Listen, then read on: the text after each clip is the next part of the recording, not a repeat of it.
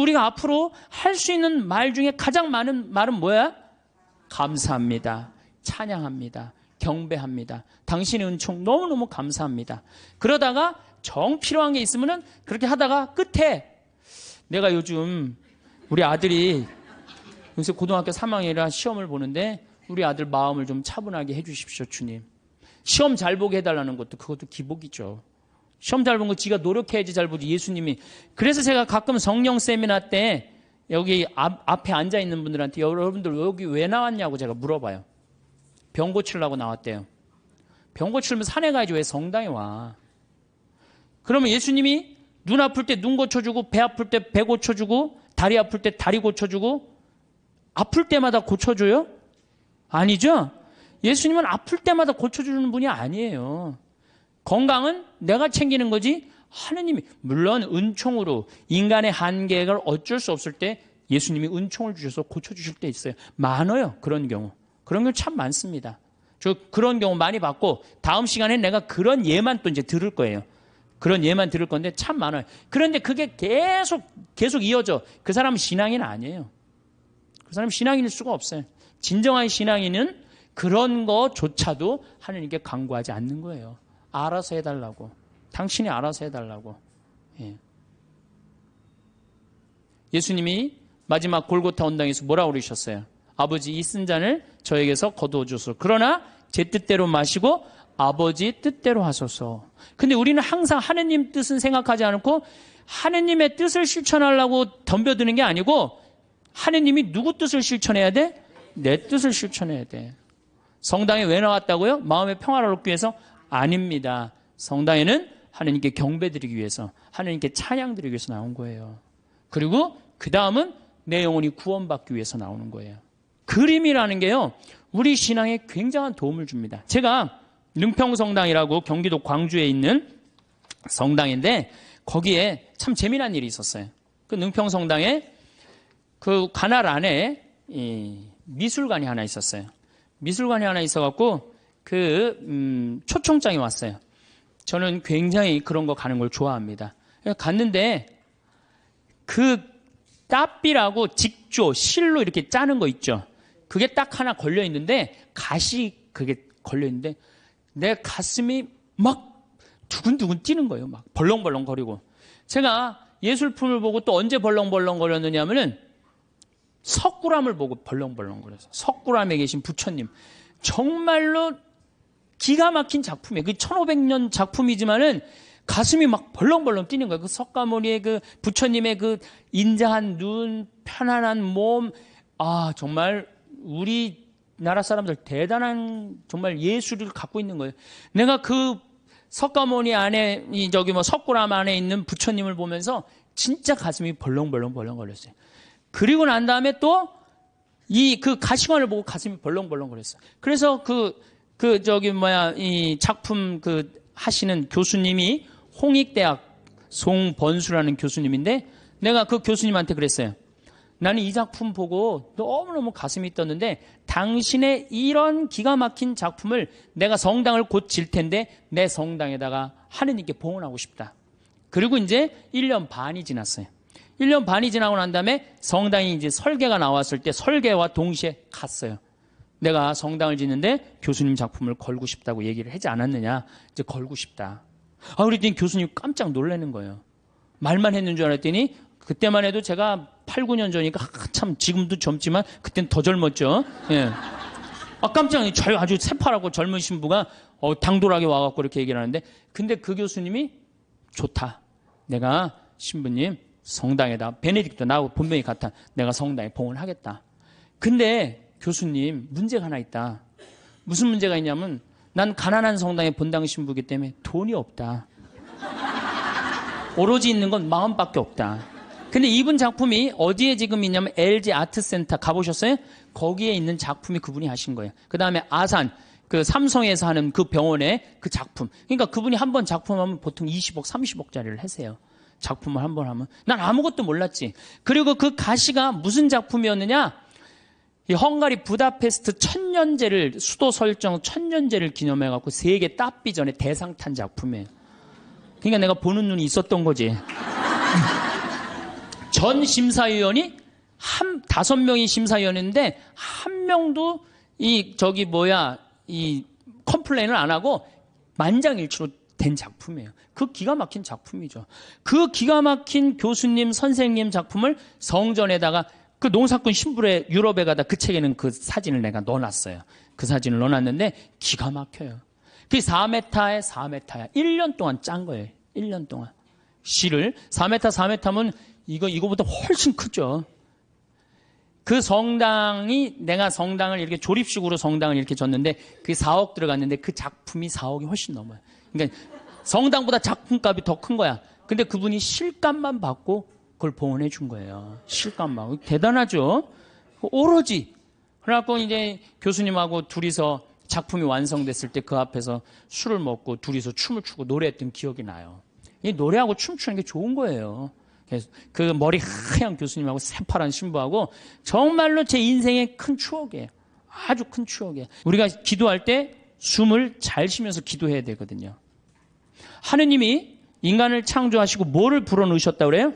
숨을 불어넣었다. 그러니까 내가 숨 쉬는 걸 숨이 들어오자마자부터 내가 쉬기 생명이 이게 뛰기 시작한 거란 말이야. 그러니까 내가 지금 숨 쉬는 거는 하느님의 생명을 쉬는 거예요. 그러니까 숨을 잘 쉬어야 돼요. 더욱이 신앙인들이라면 1년 세례받은 지 1년 지난 사람의 숨하고 10년 지난 사람의 숨하고는 틀려야 돼요.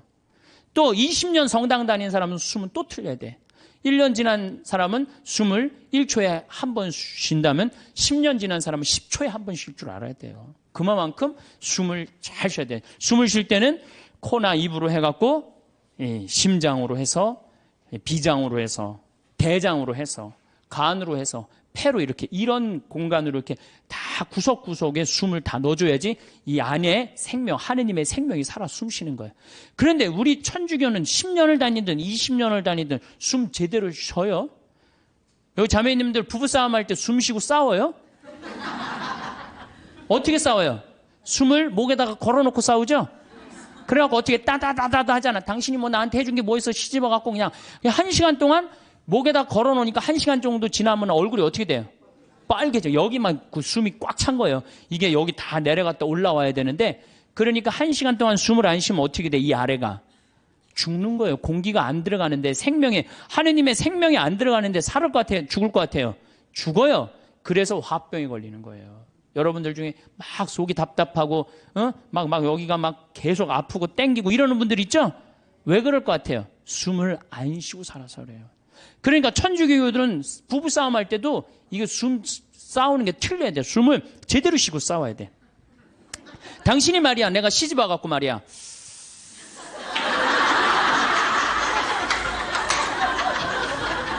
해준 게 뭐가 있어? 외식을 한번 시켜줬어? 여행을 한번 시켜줬어? 이 정도는 돼야지 도인이라고 그러는 거예요. 우리가 하느님을 찬양하기 위해서 춤과 노래를 통해서 하느님께 경배드리고 찬양할 수 있는 좋은 춤과 노래는 우리 신앙의 좋은 동반자라는 말씀을 드렸습니다. 그럼 우리는 춤도 안 추고 노래도 안 한단 말이에요. 그렇다면 우리는 정말로 자유기도는 잘합니까? 자유기도는 잘해요? 구역반 모임 때 제일 힘든 게 뭐예요? 그 자유기도 하면 그냥 서로 눈치 보고 그냥 서로 미루고 이거 할까 말까 그러다가 못하고 지나가는 경우도 굉장히 많아요. 우리 평창에 레지오 단원들 피정 많이 옵니다. 1박 2일 또 하루 피정 이렇게 많이 와요. 그러면은 이게 평창은 여기는 이렇게 날씨 변화를 많이 못 느끼지만 우리 이렇게 시골로 가면 갈수록 그날의 변화를 너무 많이 느껴요. 그래갖고 이제 날이 너무너무 좋아갖고 내가 이렇게 합니다. 하느님께서 이렇게 좋은 맑은 날을 주셔서 너무너무 감사하니까 우리 하느님께 우리 보편제한 기도를 하자고. 그래서 내가 딱 제안을 했는데 보편제한 기도를 써놓지 않았다. 준비를 하지 않았다. 그럼 갑자기요. 찬물 끼얹어 놓은 것이 조용해져. 100명이 그냥 기도하자고 그러는데 1분이 지나면요 아무도 기도 안 합니다. 1분 지나고 나면 단장인 책임의식을 느낍니다. 이거 이렇게 해서는 안 되겠다. 신부님이 기도하자는데 책임의식을 느낀 단장이 어떻게 하느냐 하면은 부단장 옆구리를 찌릅니다. 네가 해라 이거지. 그럼 이 부단장이 단장이 시키면 해야 될 거 아니야. 근데 부단장은 어떻게 하냐면은 단장 손을 내칩니다. 왜 하필이면 나냐? 나보다 젊은 서기도 있는데 제시켜라 이거죠. 그러니까 레지오 단원이라고 그러면 기도쟁이 아니에요? 기도쟁이? 그렇죠? 그럼 기도를 잘해야 될 거 아니야. 그런데 자유기도 하나조차도 입을 열어 자신 있게 기도하지 못한다. 그게 무슨 신앙이에요? 제가 아까 얘기했죠? 성당에 왜 나옵니까? 왜 나오죠? 하느님을 경배하고 찬양하기 위해서 성당 나오는 거지, 내 마음의 평화를 얻기 위해서 나오면 완전히 정반대가 돼버려요. 아니 나 지금 마음 편안하게 미사 때 아무도 안 건드리고 좋은데 왜 날 찌르냐 이거야. 나 마음 평화롭게 좀 놔둬라 이거야. 나 마음의 평화를 찾고 싶은데 왜 날 찌르냐. 가만히 놔둬라. 이러면서 이게 그 평화가 깨지는 거죠. 그러니까 누구 위주야? 항상 나 위주예요. 하느님 위주가 아니고. 하느님께 기도하는 게 뭐 그렇게 어렵다고. 아무 말이나 하면 되는 걸. 근데 그 용기가 안 나는 거예요. 그나마 우리는 염경기도 우리 잘하는 거 있죠. 염경기도, 아침기도, 저녁기도, 삼종기도, 묵주기도. 내가 아주 사랑하고 좋아하는 신부님이 한 분 계세요. 이 신부님 이름이 이시구 끝자는 삼자예요. 삼자. 근데 이 신부님이 어렸을 때 성당은 다녔지만은 세례를 안 받았어요. 근데 고등학교 3학년 때 세례를 받으면서 갑자기 신부가 돼야 되겠다. 즉흥적으로 이제 생각을 한 거죠. 그래갖고 이제 신학교를, 원래는 세례 받은 지 3년이 지나야지 신학교를 들어갈 수 있거든요. 근데 이제 어렸을 때부터 성당을 다녀서 그런지 본당 신부님이 아주 백을 엄청나게 써갖고 신학교에 들어간 거예요. 어쨌든 뭐 신학교는 들어왔는데 신학교 오니까 당황스러운 게 너무 많더래요. 기도문도 다 제대로 못 외우지. 근데 다른 뭐 신학생들은 서울신학교 다녔는데 다른 신학생 너무너무 잘 외우더래. 제일 당황스러운 게 삼종기도래. 삼종기도. 보면 그냥 서서 그냥 주님의 천사가 마리아께 아뢰니 성령으로 잉태하셨나이다. 애들이 술술술 했는데 자기는 하나도 모르겠더래요. 그냥 맨날 입 다물고 있으니 얼마나 창피해. 내가 이걸 외워야 되겠다. 그래갖고 맨날 화장실 가서 외웠대요. 주님의 천사가 마리아께 아뢰니 성령으로 잉태하셨나이다. 주님의 종이 오니 그대로 저의 이의 말씀이 사니 우리 가운데 막 이제 완벽하게 외웠대요. 그래갖고 이제 완벽하게 외워갖고 딱 하려고 했더니 갑자기 천상에 모여 기뻐하소서 알렐루야를 하더래요. 부활식이나 삼종기도가 바뀐 거야. 이거 참, 이 신학생도 이렇게 이게 염경기도도 어려우니 자유기도는 천주교 교우들한텐 더 멀고 험한 길이죠. 그러니까 입을 열어서 이게 우리가 자유기도도 못하는 거예요. 자유기도를 못할 양이면 우리 신앙의 성공조들이 한 시편이라도 좀 제대로 외워야 되는데, 시편 하나 마음속으로 외워갖고 답답할 때 그런 시편 하나도 성당에서 못한단 말이야. 시편 하나도. 그저 그냥 성당에 앉아갖고 이거 해주십시오, 저거 해주십시오, 이거 잘못했습니다, 다시는 안 그러겠습니다. 얼마나 이게 낮은 신앙의 영혼을 가지고 있는 건데요. 발전이 없잖아요. 시편 8편. 인간이 무엇이기에 이토록 기억해 주십니까? 사람이 무엇이기에 이토록 돌봐 주십니까? 얼마나 좋아. 그럼 하나만 외워도 얼마나 좋아요. 그렇죠? 시편 16편. 하느님 저를 지켜줘서 당신께 피신합니다. 주님께 아뢰입니다. 당신은 저의 주님, 저의 행복, 당신밖에 없습니다. 막 세상 사람들 속색이고 그러면은 이런 거 한 편 외우면 얼마나. 당신의 행복, 주님께 피신함이 훨씬 낫다. 사람을 믿기보다 훨씬 낫다. 주님, 당신은 저의 행복입니다. 얼마나 좋아요. 시편 19편, 제가 제일 좋아하는 거예요. 하늘은 하느님의 영광을 이야기하고 창공은 그분 손에 솜씨를 알리네. 낮은 낮에게 말을 건네고 밤은 밤에게 지식을 전하네. 말도 없고 이야기도 없으며 그들 목소리조차 들리지 않지만 그 소리는 온 땅으로, 그 말은 누리 끝까지 퍼져나가네. 저는 이 시편을 왜 좋아하느냐면요, 제가 이렇게 자연 안에서 살면서 느끼는 게 뭐냐면 하느님의 소리 없어요. 그렇지만 그 기운이 온 누리에 퍼져 있는 걸 느껴요. 이게 하느님의 소리가 비록 소리도 없지만 이 온 세상으로 퍼져가는구나. 낮은 낮에게 말을 전하고 밤은 밤에게 지식을 전하고. 얼마나 좋은 시편이에요. 온누리에 하느님의 기운이 들어있고 그게 말로 한다고 여러분들 하느님을 느끼는 게 말로 들려요? 그냥 온몸으로 느끼는 거지 하느님의 존재가. 이 정말로 좋은 시편이에요. 또 아까도 말했지 유명한 시편 정 외울 자신 없으면 이거라도 외워. 주님은 나의 목자 나는 아쉬울 것 없노라. 푸른 풀밭에 나를 쉬게 하시고 잔잔한 물가로 나를 이끄시어 내 영혼에 생기를 돋주시고 바른 길로 나를 끌어주시니 당신 이름 때문이어라. 이런 거 하나.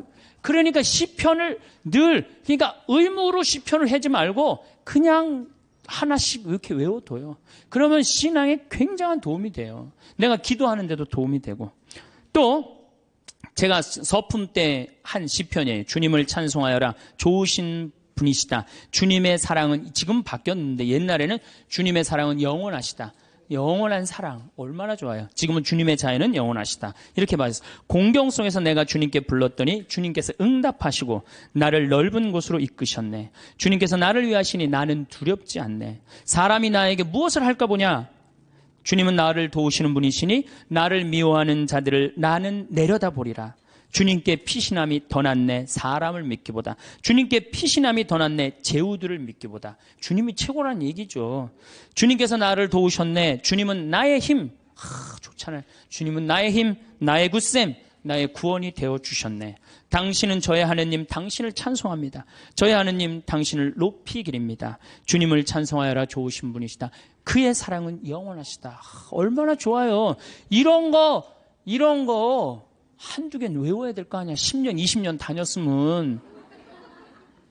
10년, 20년 다니고 이런 거 하나 못 외우고 그러고 앉아있으면 그게 무슨 신앙의 깊이가 들어가겠어요.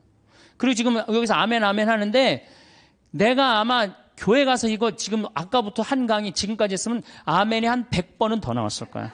이제 조금씩 나오기 시작하네. 이제 아멘이. 저는 미사 때요, 제일 즐거운 시간이 언제냐면 응송할 때예요. 얼마나 아름다워요. 그 시편이. 구절구절이 다 마음에 얼마나. 오늘 여러분들 그 시편, 오늘 미사 시편이 뭐냐면 주님께서 당신 소유로 뽑으신 백성은 행복하여라. 행복하여라. 주님을 하느님으로 모시는 민족. 그분께서 당신 소유로 뽑으신 백성, 주님께서는 하늘에서 살피시며 모든 사람을 바라보시도다. 우리의 영혼은 주님을 기다리니 그분은 우리의 도움, 우리의 방패시로다. 주님 안에서 우리 마음이 기뻐하고 그분의 거룩하신 이름을 우리가 신뢰하는도다. 이 매일 드리는 미사가 기적이요, 아름다운 찬미의 시간이야. 근데 우리가 의식을 하고 드려요, 안 하고 드려요? 의식을 안. 그래서 그걸 죽은 전례라고 그러는 거예요. 저는 독서를 읽고 제일 기다려지는 시간이 시편이에요. 그래서 사회자가 그걸 하지만 전 속으로 합니다. 전 2번 정도를 봐요. 너무 소중하니까. 그런 시편을 매일매일 우리는 하고 있단 말이야. 매일매일 소중한 시편을 하고 있는데 시편 시간만 되면 교우들이 지루해 한단 말이야. 이게 언제 끝나나. 그러니까 미사의 의미, 내가 미사가 찬미 드리는 시간이고 찬양 드리는 시간이고 시편의 의미를 깨달으면은 미사 처음부터 끝까지가 마땅하고 옳은 일입니다. 이게 저절로 나온다니까요. 미사 끝나고 나면 정말 나 오늘 하나님께 경배 드렸어. 찬양 드렸어. 성가도 틀려도 제일 크게 부르고 얼마나 좋아요. 그러면 우리가 자유기도도 못해. 그렇다고 시편 기도도 잘 못해요. 그럼 묵상 기도는 잘해요? 묵상 기도. 그래도 제일 잘할 수 있는 것 중에 하나가 묵상 기도예요. 천주교 교우들이 나도 이제 기도 좀 마음 잡고 한번 해봐야 되겠다. 그래서 성당에 가갖고 이제 마음 잡고 딱 조용한 깜깜한 데서 딱 앉아갖고 기도를 하기 시작했어. 주님, 오늘 아침부터 내가 잘못한 게, 우리는 무조건 잘못한 것부터 시작하죠. 하느님께 감사하고 찬양하고 그 다음에 잘못한 걸 생각해야 되는데 우리는 성당에 앉자마자부터 뭐해? 아침부터 내가 누구 마음 상처 준 건 없나 이런 거 생각하고. 그러니까 찬양이 자꾸 밀리는 거야. 제일 먼저 기도는 뭐부터 해야 돼? 찬양부터 해. 하느님 아버지, 오늘 밥 세끼 먹게 해주셔서 감사합니다. 내가 당신 은총 속에서 살게 해주셔서 감사합니다. 이렇게 감사한데 내가 당신의 은혜 속에서 살면서도 그 은혜에 보답하지 못하는 부분들이 있습니다. 이렇게 해야 되는데 우린 무조건 내 잘못부터 일단 생각을 하는 거야. 어쨌든 그리고 이제 성당에 앉아갖고 다 묵상 기도를 무지하게 오래 했어. 하느님 생각도 좀 들어보고, 내 얘기도 해보고. 그래갖고 그냥 무지하게 오래 했다고 생각하고 시계를 딱 봤는데 나는 1시간 했다고 생각했는데 시계 보니까 몇 분 지나? 10분도 안 지나는 경우가 허다해요. 그렇죠? 그냥 1시간 기도하라 그러면 1시간 기도를 어떻게 해야 되는지 모르는 경우들도 많아. 그러니까 묵상을 들어갈 수가 없는 거야. 불교에서는 선하잖아요. 이게 불교뿐만 아니라 모든 종교가 뭐예요? 숨 쉬는 게 가장 중요해요. 숨 쉬는 게. 근데 우리는 10년, 20년 성당 다니면 뭐해? 싸울 땐 목에다가 숨 걸어놓고 그냥 막 해대고 따다다다다다 하는데 이 세상은 넓은 수도원이에요. 여러분들은 돛 닦는 거예요. 저나 여러분들은 돛 닦는 거예요. 그래서 정말 하느님 20년, 30년 믿었으면은 그 정도 믿으면 완전히 이제 하느님과 하나가 돼갖고 숨도 정말로 잘 쉬어야죠. 그래서 옛날에 스님들은 산속에 짐승들 많아도 삶 속에 들어가도 하나도 안 위험했대요. 왜냐하면 정말로 도가 깊은 스님들은 1분에 한 번 숨 쉬었다는 거. 천천히. 그래서 내가 몸이 안 좋은데 이 숨을 느껴야 돼요. 내가 이렇게 저는 우리 교우들한테 이 기도를 평창에서 가르쳐 주는데 천천히 쉬면요 다 느껴져요. 간에, 위에, 폐에 정말로 생명이 하느님의 하느님의 생명이 다 공급되는구나 그런 걸 다 느껴요. 그러니까 스님들은 산에서 내가 오늘 밤에 참선을 해야 되겠다. 돌에서 탁 소하면 1분에 한 번씩 숨 쉬는 거야. 그럼 짐승들이 스님을 공격하다가 같이 숨을 맞추는 거야. 1분에 한 번씩 자기도 쉬는 거야. 새벽에 깨보면 다 죽어 있는 거야. 얘네들이 숨을 제대로 못 쉬어갖고. 그러니까 옛날에 스님들은 아무리 깊은 산 속에서도 위험하지가 않았다는 거예요. 그게 도로 가는 길이에요. 근데 우리는 뭐야? 우리는 춤도 안 춰, 노래도 안 해, 자유기도도 할 줄 몰라, 시편도 외울 줄 몰라, 그렇다고 묵상기도도 할 줄 몰라. 아니 성당에서 맨날 기도 열심히 하라고 그러는데 도대체 어떻게 해야 되는 거야? 기도하는 방법을 알려줘야 될 거 아니야.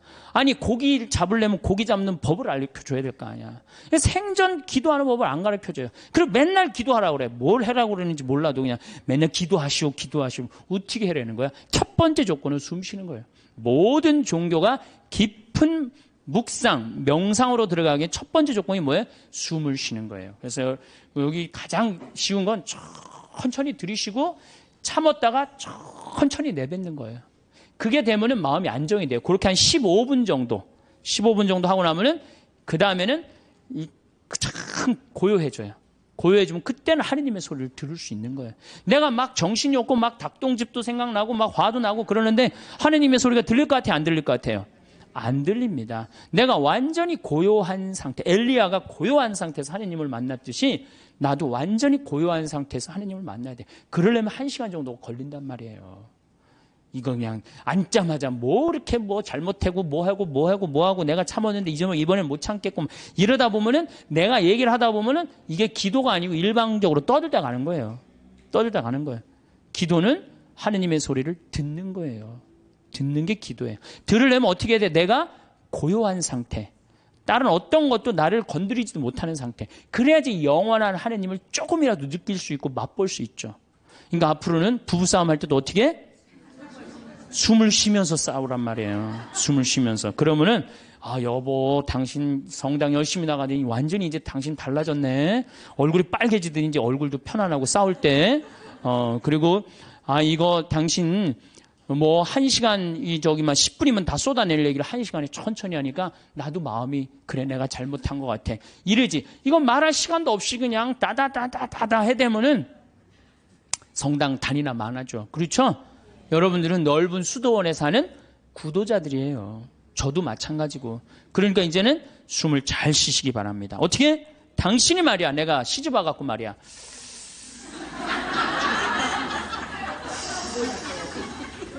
해준 게 뭐가 있어? 이러면은요, 부부싸움 100번 할 거요, 2번도 안 합니다.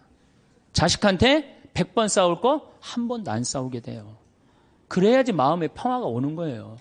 평화는 저절로 찾아오는 게 아니에요. 수많은 과정 끝에, 맨 끝에 누가 기다리고 있어? 평화가 기다리고 있는 거예요. 평화가.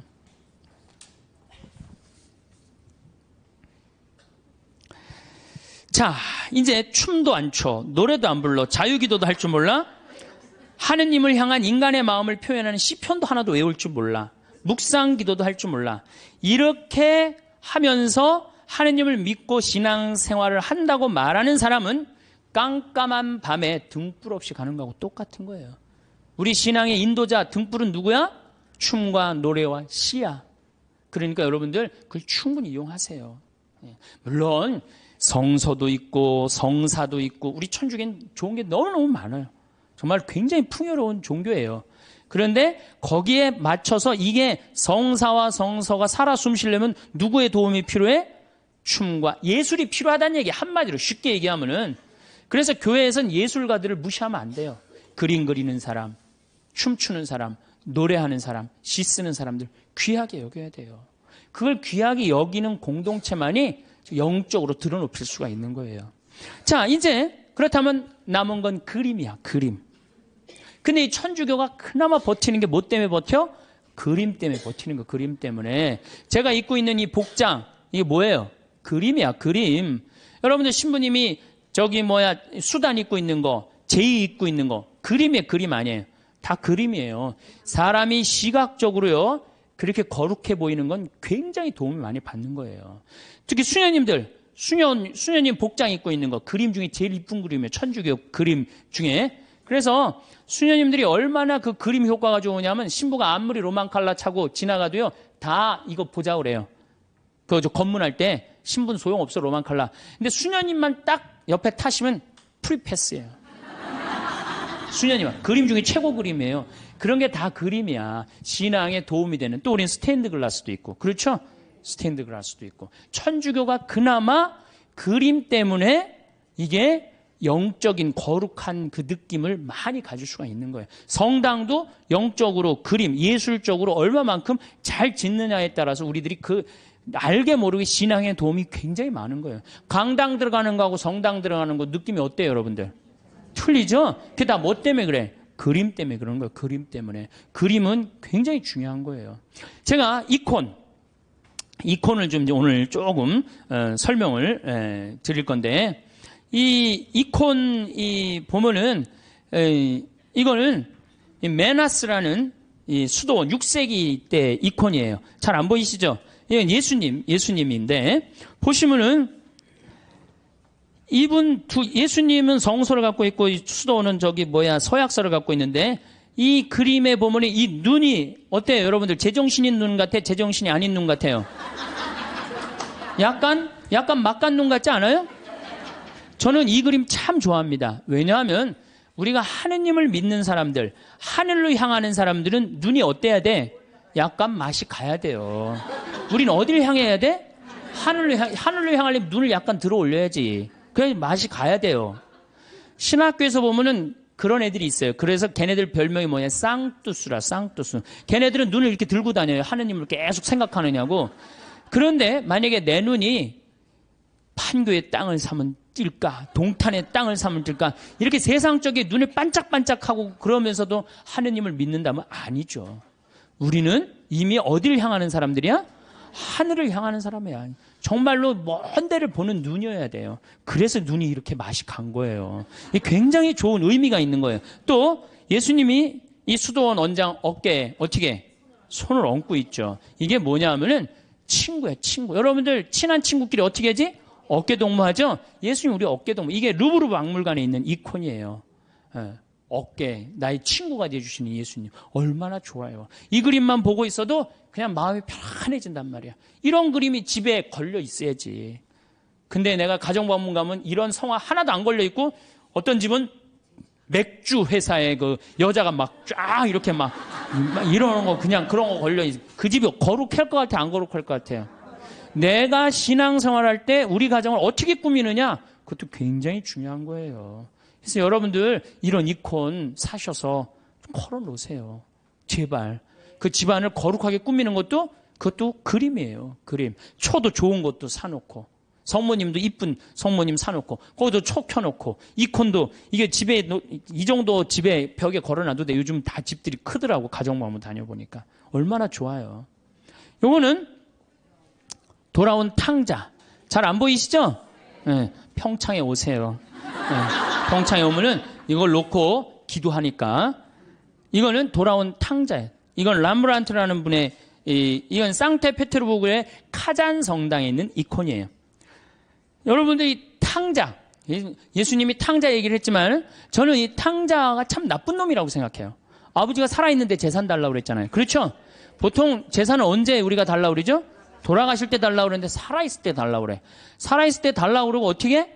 이걸 갖고 나가서 흥청망청 썼어요. 그리고 돌아올 때 왜 이 아들이 돌아와요? 배가 고파서 돌아옵니다. 뭐라 그래? 아버지 집에 먹을 거 많은데. 그리고 돌아오는 거예요. 그런데 이 아버지는 그런 아들이 돌아온 것 자체만 해도 좋아요, 안 좋아요? 좋았던 거예요. 그래서 맨발로 쫓아나와갖고 아들을 끌어안는데 이 아버지가 지금 장님이에요. 눈을 감고 있어요.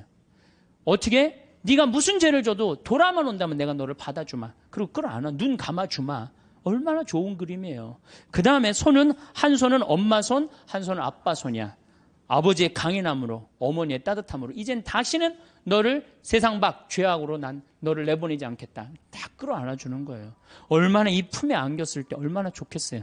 우리도 정말 세상 막 돌아다니다가 아버지 생각나고 돌아오면 아버지가 어떻게 해? 언제든지 이렇게 안아주시고 끌어안아주신단 말이야. 이 띠를 뚫어서 죄 진 사람들, 다리는 신발 다 떨어져갖고 그런데도 이 아들을 받아들인단 말이야. 그랬더니 큰아들이 막 화를 내고 어두움 속에서 있어. 여러분들 마음 안에 미움, 질투, 시기가 있다면 여러분은 항상 어디 속에서 살 것 같아요? 어둠 속, 기쁨으로 나올 수가 없어요. 기쁨으로 나올 수가 없어요. 그러니까 우리가 살아가면서 항상 기쁘게 살아야 돼. 기쁘게 살려면 누굴 미워하면은 미워하는 것도 습관이에요. 어떤 사람 보면 어떤 사람은 신학교 때도 어렸을 때 보면 주위 애들 막 욕했는데 아직도 만나도 욕해. 그 습관이에요, 습관. 근데 사람 안 미워하는 거 습관 들이면요, 세상 편안해요. 사람은 막, 누군 왜 저러냐, 누군 왜 저러냐, 그런 거 신경 안 쓰고 살면요, 세상 편안해요. 근데 큰 아들은 그걸 못했기 때문에 어둠 속에 있는 거예요, 어둠 속에. 여러분도 혹시 지금 어둠 속에 계신 분들 혹시 안 계세요? 빨리 빛으로 나오세요. 아버지의 빛으로. 이 그림만 봐도 우리가 기도할 수 있는 거예요. 이 그림만 봐도. 자, 그 다음에 이쪽 그림은 나의 왼편을 바라보시는 예수님이야. 왼편. 예. 이 왼편을 바라보시는 예수님, 이 그림도 전 참 좋아해요. 왜 좋아하냐면은 사람들은요, 항상 오른편을 좋아합니다. 잘생기고, 유명하고, 높고, 권력이 있고, 그런 거 좋죠? 여러분들 혹시 무슨 장관 알고 있다면, 나 그 사람 알아, 나 그 사람 밥 먹어서 무지하게 자랑하잖아요. 그렇죠? 유명한 사람 알고 있으면은, 그리고 멋있고 잘생긴 사람 좋아하게 돼 있어, 사람은 항상. 그런데 인간은 참 묘해요. 갑자기 그런 사람이 갑자기 흠이 하나 잡혔어. 그러면 그걸 핥히는 게 인간의 습성이에요. 끄집어내고. 아무도 나를 이해하지 못할 때 성당 앞에 가서 앉을 때 누가 나의 왼편을 바라봐줘요? 예수님만이 나의 더럽고 추악하고 정말로 드러내기 창피한 거를 예수님은 따뜻한 눈으로 바라봐 주신단 말이에요. 그러니 이 그림이 얼마나 좋은 그림이에요. 언제나 나의 단점을 얘기할 수 있는 그분. 얼마나 좋아요. 그림. 그래서 우리가 그림이 좋은 거예요. 이거는 내 발을 씻기신 예수님 얘기죠. 그렇죠? 예수님이고 베드로예요. 그런데 여러분들 발을 씻긴다. 뭐 우리가 전례적으로도 발 몇 번 씻겨보고 그랬죠? 그런 경험 있죠? 이스라엘에서 발을 씻긴다. 이건 종이 최고 밑으로 내려간 거예요. 얼마나 그 척박한 땅에 먼지가 얼마나 많아요. 그런데 베드로의 발을 씻긴다. 그런데 예수님의 얼굴이 베드로한테 안 가 있고 어디가 있느냐면 베드로의 발에 입을 맞추고 있어요. 정말 예수님은 낮출 때까지 낮추고 계신 거예요. 그러니까 너무 감격한 베드로가 예수님을 끌어안죠. 자, 생각해 보세요. 내 친구가 돼서 어깨 동무를 해주고 내가 잘못할 때 돌아오면은 끌어안아주고 눈 감아주고 나의 왼편을 바라봐 주시고 내 발을 씻겨주신 예수님. 이 예수님한테 우리가 할 일이 뭐가 있을까요? 감사드리고 찬양 드려야지. 여기다 또 뭘 시켜? 우리 예수님 너무 시켜 먹는 거 아니에요? 이제 그만 시켜야 돼요. 여기 이제 예수님은 마지막에는 우리 인간을 위해서 어떻게 하셨어? 십자가에 당신의 목숨을 바치셨어요. 이 예수님께 우리가 경배드리지 않는다면, 우리가 이 예수님께 감사드리지 않는다면, 우리가 이 예수님께 찬양드리지 않는다면 우리가 무슨 신앙인이에요? 우리들은 성당에 나오는 이유가 마음의 평화를 얻기 위해서 나오는 거 아니에요. 이 받은 은혜가 너무 많은 예수님께 감사드리고 찬양드리기 위해서 나온 거예요. 여러분들, 이제는요, 여러분들이 예수를 사랑하시면 좋을 것 같아요. 예수를. 그래서 이제 성가도, 춤도, 노래도, 시도 열심히, 그림도 열심히 하는 그런 사람들이 될 때 우리가 하느님께 다가가는 거예요. 제가 우리 교우들한테 이런 이제 강의를 이제 한 지가 한 2달 정도, 2달 전부터 이런 강의를 제가 시작을 했어요. 왜 이런 강의를 제가 하기 시작을 했느냐면은 지금 이슬람교가 천주교를 앞질렀습니다. 이슬람교가 인구 면에 있어서 이슬람이 훨씬 많아요. 이슬람을 가만히 들여다보니까 철저해요. 신앙생활을 철저하게 해요. 신앙생활을. 근데 천주교를 보니까 점점 더 느슨해져. 막 그야말로 이게 진짜 성당 다니는 사람인지 안 다니는 사람인지 구분도 안 될 정도로 완전히 느슨해지는 거예요. 이렇게 느슨해지다가는 하느님과의 관계가 점점 더 멀어질 수밖에 없어요. 우리도 철저하게 신앙생활, 하느님을 믿는, 우리 신앙 성도들은 하느님을 믿는다는 이유 하나로 어떻게 살으셨어요? 이 순교자성을. 죽는 게 문제가 아니고, 죽는 건 뭐 그냥 죽으면 되는 건데, 어떻게 다 산속으로 다 피해 들어갔어요. 옛날에 다 양반집이 다 믿었죠? 산속으로 들어가면은 출세할 길이 있어요, 없어요? 출세할 길이 없어요. 그래서 100년 동안 출세를 못했어요. 천주교 교우들은 100년 동안 세상에 나오지 못했다고 하느님을 믿는다는 이유 하나로. 하느님을 믿는다는 이유 하나로. 근데 우리는 요즘 자녀들한테 신앙교육을 어떻게 시켜요? 고등학교 3학년만 되면은 성당 안 나가면 슬그머니 눈 감아버린단 말이에요. 1년 동안만 네가. 그러니까 이게 하느님을 왜 믿는지를 모르는 거지. 뭐가 중요한지 모르는 거지. 제가 오체 투지 라싸까지 2100km를 가는 그 모습을 보면서 참 많은 걸 느꼈어요. 제가 우리나라 성주순례 다 지금 제대로 다니는 성주순례 하나도 없어요. 성주순례는 원래 걷는 거예요. 아니 3번 걷고 1번 절하는 건 안 하더라도 걸어는 가야 될 거 아니야. 걸어. 근데 우리 성주순례 어떻게 가? 버스 타고 씩 가갖고 거기서 미사 한번 하고 설명 안 하고 밥 먹고 씩 돌아오잖아요. 거기에 감동이 있을 것 같아요? 감동이 있을 수가 없어요. 제가 능평 본당 신부 할 때 교우들한테 그랬어요. 성주순례 가자고 그래서 제가 계속 관두자. 그래서 딱 9월 달에 성주순례를 했어. 어떻게 성주순례를 했냐면은 전체 교우들을 다 세남터에서부터 미리네까지 걷게 했어요. 세남터에서 미리네까지. 어떻게 걷게? 목, 금, 토, 일 4일 동안을 걷는 거예요. 어떻게 걸어? 저녁 7시에 퇴근해갖고 애들 다 학교 가는 애들 다 일찍 나오고 직장 퇴근하면 다 나와요. 그래갖고 세남터까지 버스로 데리고 가요. 그래서 세남터에서부터 과천 남태령 가갖고 과천 지나갖고 인덕원 성당 거기까지 딱 가니까 새벽 2시야. 그럼 그땐 또 관광버스 타고 집으로 가는 거예요. 다음날 아침 일어나갖고 다 출근하고 애들 학교 다 가. 다음날 또 저녁 7시에 인덕원서부터 또 걷는 거예요.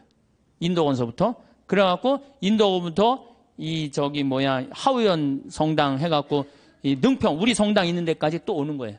우리 성당이 김대건 신부님이 시신이 지나갔던 데거든요. 시신이 지나갔는데 거기서 이제 또 헤어지는 거예요. 새벽 2시에 마지막 기도하고. 그 다음에 이제 토요일 날은 2시부터 밤 10시까지 양지까지 우리 성당 광주에서부터 양지까지 걷는 거예요. 전체 교우가. 그리고 이제 주일날은 이제 전체 교우들 하루에 300명, 400명씩 걸었으니까 우리 교우가 2,000명밖에 안 됐거든요. 그냥 다 걸은 거지 교우들은. 그래갖고 이제 마지막 날은 양지에서부터 삼도고개 넘어가고 미리네 이제 김대원 신부님 무덤 앞에 가갖고 무릎을 꿇고 다 신부님 앞에서 조배를 하는데 다 우는 거예요. 교우들이. 그게 성지순례라는 거예요. 그게. 우리 너무 쉽게 신앙생활해요 요즘. 그냥 거저하는 거 거저. 그러니까 쉽게 신앙생활하니까 하느님을 깊게 느끼지도 못하고 쉽게 떠나고. 그래서 여러분들 이제는 신앙생활의 본질을 우리가 잡아야 돼요. 그건 너무너무 쉬워요. 천주교 요리문답 1조만 생각하면 돼. 사람이 무엇을 위하여 낳느냐? 천주를 알아 공경하고 자기의 구원을 위하여 낳느니라. 그래서 이제 천주님을 공경하는 데는 우리가 뭘 해야 돼? 찬양. 성가 부르고 춤춰드리고, 춤은 밤 10시에 성당 가서 이제 다 문 걸어 잠고 추세요. 예? 밤 10시에. 예. 그리고 성가도 그래요. 저는 성가를 혼자서 성당에서 1시간씩 부르는 걸 참 좋아해요. 그냥 내가 아는 노래 그냥 다 부르는 거예요. 성당에서. 뭐 요즘은 뭐 성당 교우들이 많이 와갖고 잘 부르지는 못하지만은 그래도 옛날에는 성가 1시간, 2시간 부르고 나면 그렇게 행복해요. 여러분들도 그렇게 성가 부르세요. 그리고 집에서도 불러 좀. 제발. 오늘 밤에 당장에 순교자 성월이니까 장하다, 순교자, 설아벌, 예터절에 저녁에 집에서 부르란 말이에요. 예? 그래야만이 내가 신앙이 뜨거워지는 거예요. 예. 그럼 막 성가 부르는데 막 밤 9시, 막 9시 반 막 너무 뜨거워. 그럼 바로 그 뜨거운 마음을 성당에 가갖고 제일 예쁜 옷을 입고 가갖고 딱 춤추고 딱 들어오란 말이야. 그러면은 하느님과의 관계가 제대로 형성이 되는 거예요. 그리고 여러분들 시편 기도 좀 하고, 아침에 일어나고 하나, 그 시편 다 처음부터 끝까지 읽지 마시고 하나만 펴도 좋은 내용이 너무너무 많아요. 그냥 내 마음을 그대로 표현하는 시편들이 천재야. 150편까지 여러분들 보십시오. 아주 기가 막힙니다. 그러니까 시편 하나씩 읽고 얼마나 좋아요. 또 저녁에 주무실 때 어떻게 숨을 천천히 2번 들이쉬고 4번 내뱉고, 다음에 4번 들이쉬고 8번 내뱉고, 천천히 나눠서. 그러니까 숨 한 번 쉴 때 1분 내지 2분 정도 천천히. 그러면 내 마음이 온전히 고요해진단 말이에요. 그럴 때 마지막에 촛불 켜놓고 기도하고 주무신다면 여러분들이 정말 얼마나 행복하겠어요. 하느님과의 만남도 친숙해지고. 그거 너무너무 쉽죠. 그 다음에 그림. 이제 집에 가서 맥주 그 사진은 다 떼어버리고 이콘. 이거 좀 비쌀 거예요. 뭐 한 2만 원, 3만 원 정도 될 거예요. 비싸지도 않지 사실은. 2만 원, 3만 원 하면은 그거 사다가 아이 방에도 하나 걸어주고, 그 다음에 어디야 집에도 거실에도 하나 걸고, 이렇게 여러분들이 집안을 거룩하게 가꾸고 신앙의 분위기로 완전히 돌려놓을 때 여러분들은 정말로 신앙인다운, 예수님 보시기 이쁜 그런 신앙인이 될 수 있습니다. 시간이 지날수록 계속 만나야 하나를 고민하게 되는 사람이 있습니다. 친구니까 거리만 좀 두면 되지 않을까요? 물론 그런 사람도 있지만 아예 빨리 결단을 내려야 할 사람도 있습니다. 인간은 혼자서는 살아갈 수 없는 존재이지만 나에게 악영향을 미치는 사람과 억지로 관계를 이어나갈 필요는 없습니다. 모든 인연을 감수하려 하면 인생이 남루하고 괴롭습니다. 오랜 친구니까 무조건 참거나 받아들여라. 만난 시간이 중요한 게 아닙니다. 감당하기 어려운 인연은 적절히 손절하는 것이 좋습니다. 나중에 후회해봐야 뒤늦게 발견된 암세포와도 같습니다. 빠르게 잘라내야만 내가 살 수 있습니다. 우리는 인연을 맺음으로써 도움을 받기도 하지만 그에 못지않게 피해도 많이 당하는데, 대부분의 피해는 진실 없는 사람에게 진실을 쏟아부은 대가로 받는 벌입니다. 어떤 인연을 만나고 맺느냐에 따라서 내 행복과 불행이 결정됩니다. 여러분 가까이 있는 사람들이 여러분 인생을 만듭니다. 인생을 살아보니 인연은 아름답기도 하고 감사하기도 하고 불편하기도 고통스럽기도 합니다. 나이 들수록 아름답고 감사한 인연들만 안고 가셔야 됩니다. 운명은 타고 나는 것이지만 팔자는 만들어가는 것입니다. 맞지 않는 인연의 끈을 놓지 못하고 끝까지 잡고 계시면 자기 팔자 자기가 꼬는 겁니다. 때문에 여러분의 방에 절대 아무나 들여서는 안 됩니다. 오늘 말씀드릴 유형의 사람은 오랜 친구라도 반드시 인연을 끊어야 되는 사람입니다. 그냥 평생 가까이 두지 않는 것이 낫다고까지 말씀드릴 수 있습니다. 영상을 끝까지 시청하셔서 더 이상 인간관계 때문에 나의 귀한 시간과 감정 낭비하지 않으셨으면 합니다. 첫 번째는 얻어먹기만 하는 사람입니다. 살다 보면 남에게 베풀 줄은 전혀 모르고 얻어먹기만 하는 사람들이 있습니다. 이런 사람들은 처음 한두 번은 내가 베풀 수 있어도 계속되면 온갖 정이 떨어지고 결국엔 질려버리고 맙니다.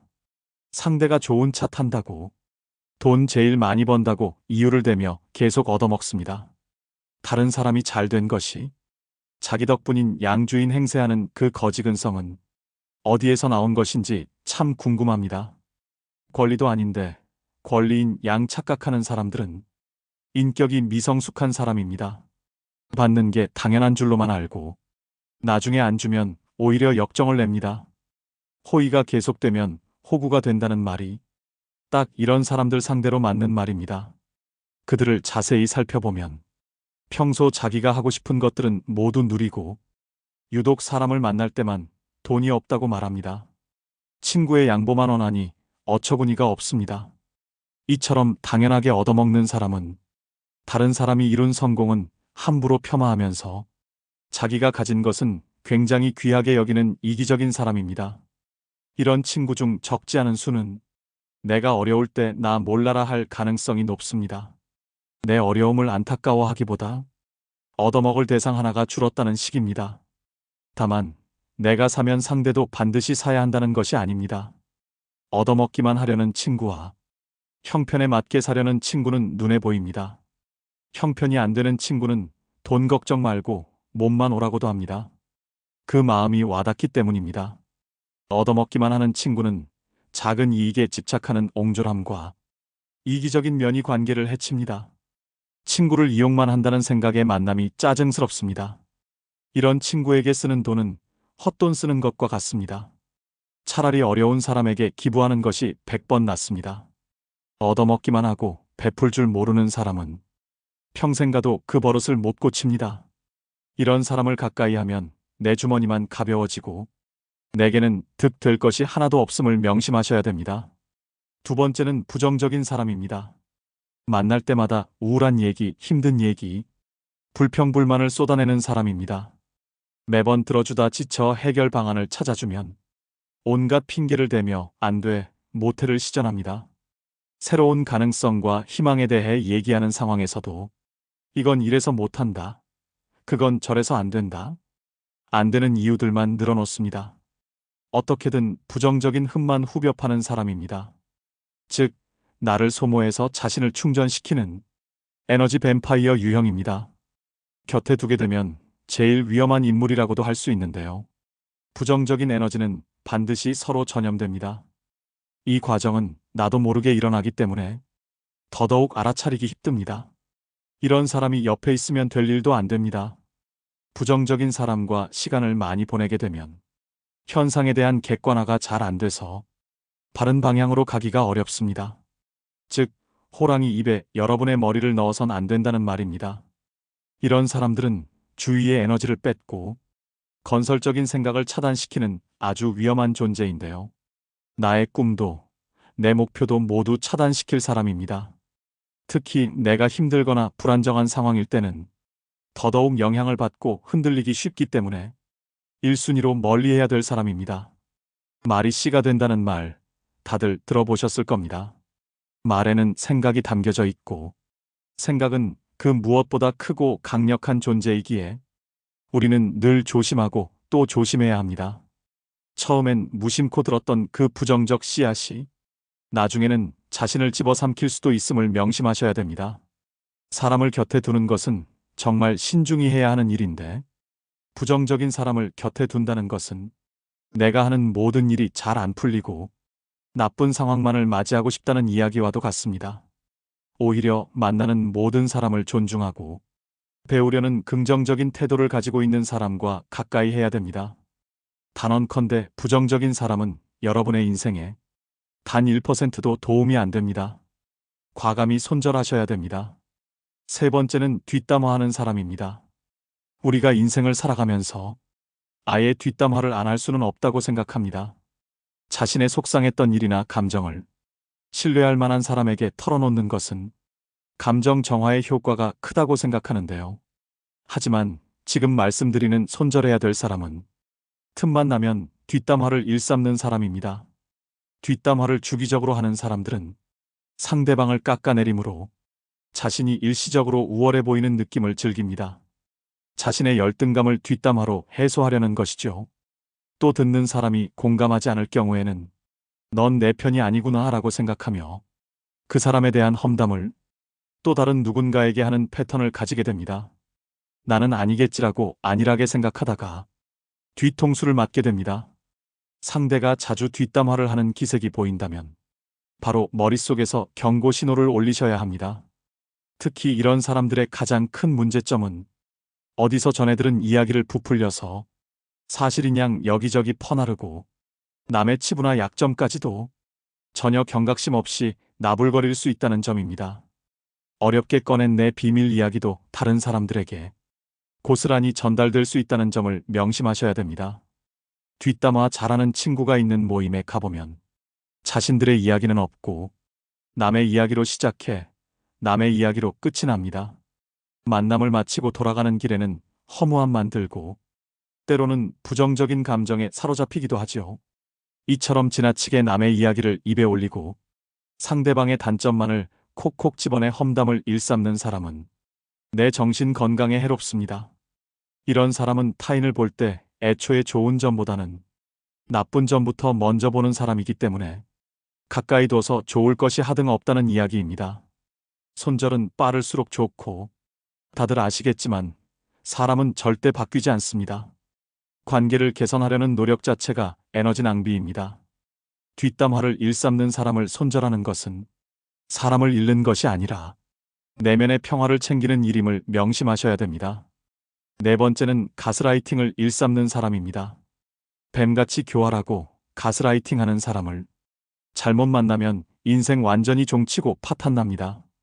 다른 유형의 사람들은 사람 자체가 악한 것은 아닐 수 있는데 이 유형의 사람들은 애초부터 타인을 조종하려는 악한 의도를 품고 있는 자들인데요. 가스라이터는 우리 일상생활에서 흔히 볼 수 있습니다. 너를 제일 잘 아는 사람은 나야. 다 널 생각해서 그러는 거야. 너 요즘 예민하다. 가스라이터들의 전형적인 화법입니다. 수많은 거짓말과 과장으로 자신에게 의지하게 만들고 다른 사람과의 관계를 끊게 합니다. 자기의 손바닥 위에 놓고 조종할 수 있는 만만한 사람을 호시탐탐 노립니다. 힘든 상황에 처한 사람들이 이들의 먹잇감이 되기 쉽습니다. 이들은 뱀처럼 교활한 속내를 지니고 있어서 본인의 이득을 위해서라면 타인이 어떻게 되든 전혀 상관하지 않고 자기 욕심과 이윤만을 채우기 위해 교묘하게 접근하는데요.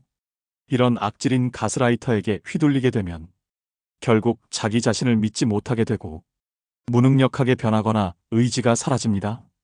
이럴수록 가스라이팅하는 사람에게 더욱 의지하게 되는 것이 문제입니다. 그렇기 때문에 이런 사람들은 잘 알아보시고 단칼에 잘라내셔야 합니다. 다섯 번째는 자기는 급이 다르다는 사람입니다. 오랜 친구의 경우 나이 들수록 사는 형편이 천차만별이 됩니다. 사회적 위치나 부에서 차이가 납니다. 동창 모임에 나가면 이런 차이는 확실히 체감됩니다. 어릴 적 순수했던 시절로 돌아가 이야기를 나누게 되지만 사실 너무 차이가 나면 불편한 것은 사실입니다. 사는 방식이 틀리다 보니 대화가 통하지 않기도 합니다. 이런 경우 친구를 존중하는 마음을 가진 사람들은 티를 내지 않으려고 노력합니다. 자신이 잘 사는 것에 대해 친구가 불편해할까봐, 혹시나 자신이 티 낼까봐 조심합니다. 반면 본인의 형편이 더 낫다고 친구를 깔보고 급을 나누는 사람이 있습니다. 심지어는 한참 즐겁게 대화하다가 이것 봐라라는 듯 친구의 행동을 어처구니 없다며 쳐다봅니다. 직장이었다면 나에게 이렇게 말하지 못한다. 직장에서의 직급을 친구 사이에서도 적용하나 봅니다. 친구를 마치 부하로 생각하는 듯한 언행을 하는 경우가 있습니다. 더 심한 건 그동안 몰랐지만 급을 나누고 있었다는 사실을 안 경우입니다. 예를 들어 친구를 자기 아래 급으로 여겨왔던 것처럼 한 계급 아래로 보는 말투, 난 너와 급이 다르다는 식으로 행동합니다. 한마디로 어디서 감히입니다. 이런 관계는 건강한 친구 관계라고 하기 어렵습니다. 어디 무서워서 쳐다보기라도 하겠습니까? 하루빨리 손절이 시급한 사람입니다. 이런 사람은 만날수록 스트레스만 받고 후회만 하게 됩니다. 여섯 번째는 전형적인 내로남불 유형인 사람입니다. 같은 상황 속에서도 나는 되고 너는 안 된다고 하는 사람들이 있습니다.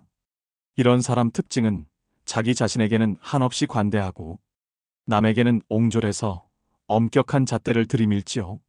진정성숙하고 그릇이 넓은 사람이라면 이와는 반대로 적용합니다. 자기 자신은 엄격하게 돌아보고 다른 사람은 너그럽게 용서할 줄 알아야 합니다.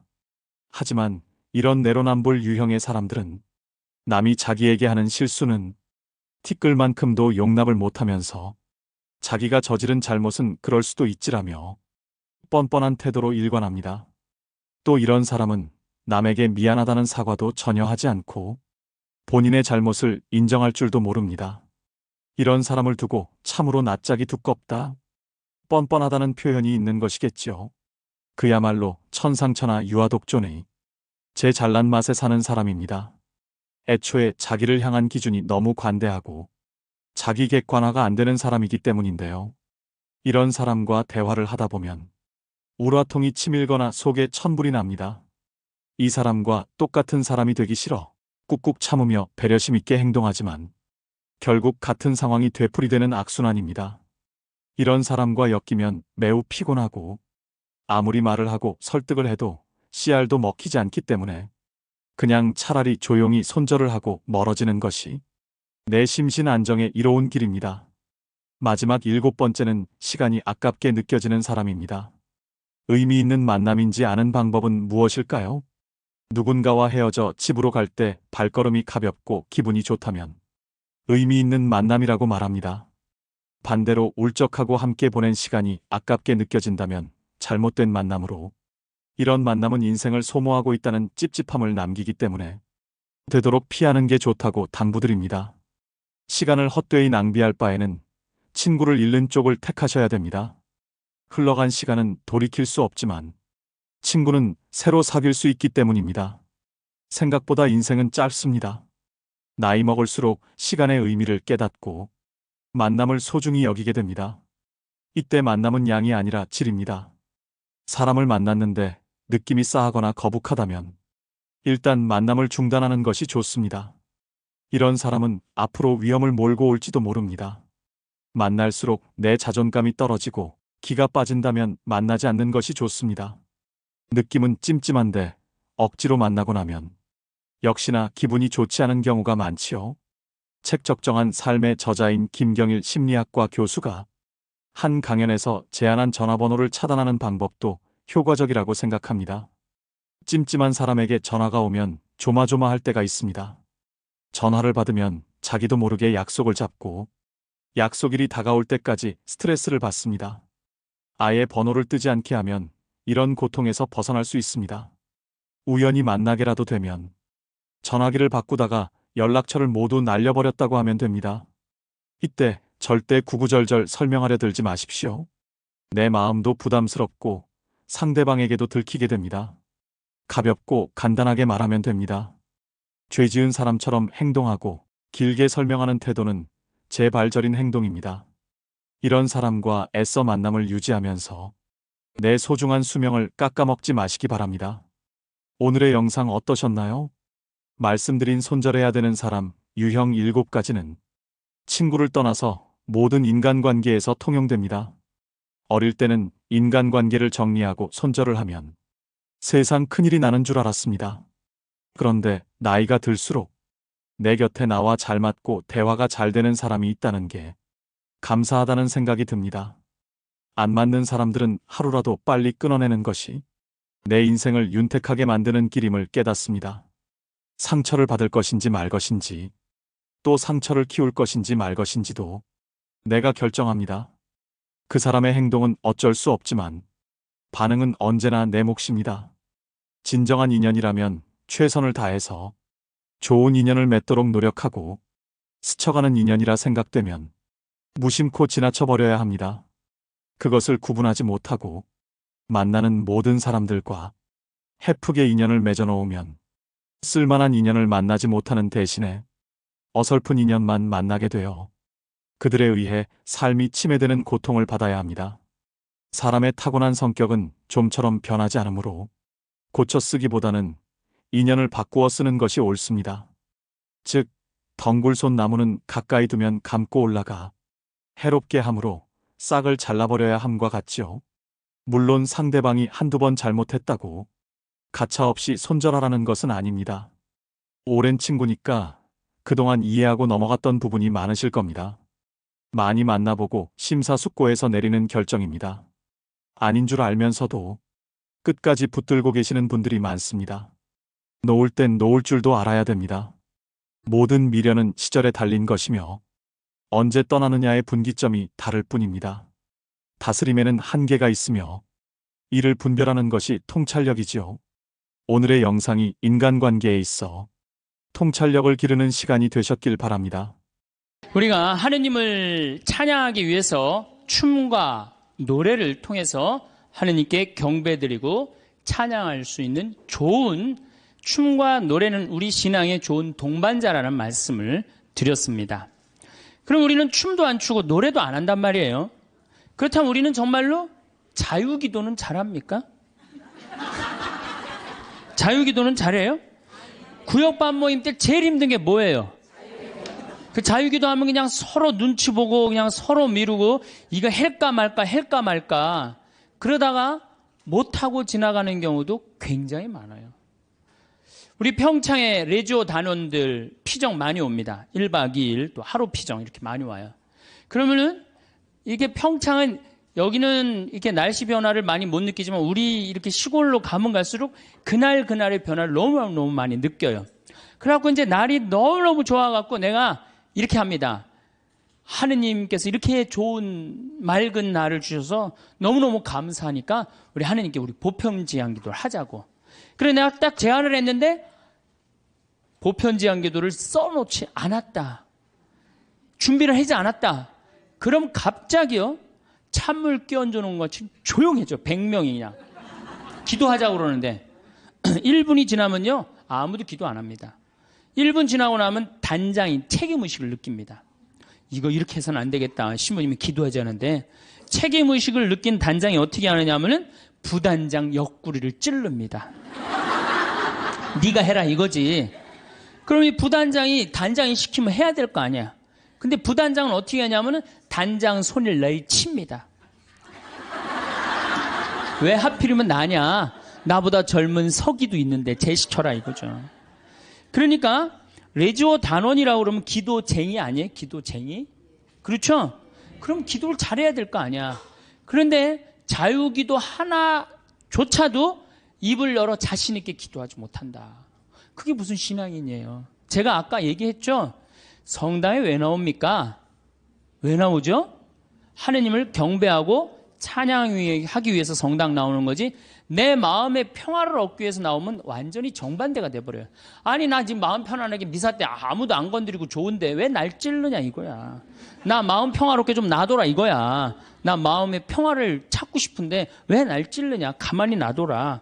이러면서 이게 그 평화가 깨지는 거죠. 그러니까 누구 위주야? 항상 나 위주예요. 하느님 위주가 아니고. 하느님께 기도하는 게 뭐 그렇게 어렵다고. 아무 말이나 하면 되는 걸. 근데 그 용기가 안 나는 거예요. 그나마 우리는 염경기도 우리 잘하는 거 있죠. 염경기도, 아침기도, 저녁기도, 삼종기도, 묵주기도. 내가 아주 사랑하고 좋아하는 신부님이 한 분 계세요. 이 신부님 이름이 이시구 끝자는 삼자예요. 삼자. 근데 이 신부님이 어렸을 때 성당은 다녔지만은 세례를 안 받았어요. 근데 고등학교 3학년 때 세례를 받으면서 갑자기 신부가 돼야 되겠다. 즉흥적으로 이제 생각을 한 거죠.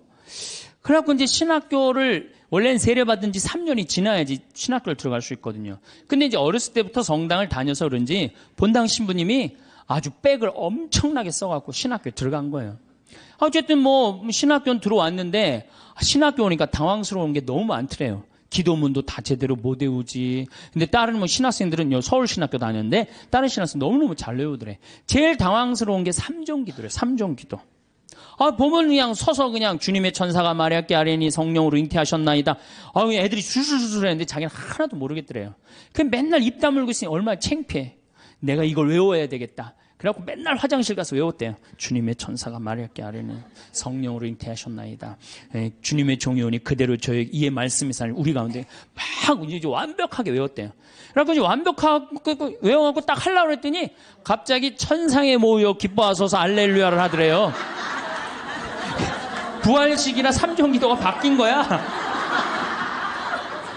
이거 참 이 신학생도 이렇게 이게 염경기도도 어려우니 자유기도는 천주교 교우들한텐 더 멀고 험한 길이죠.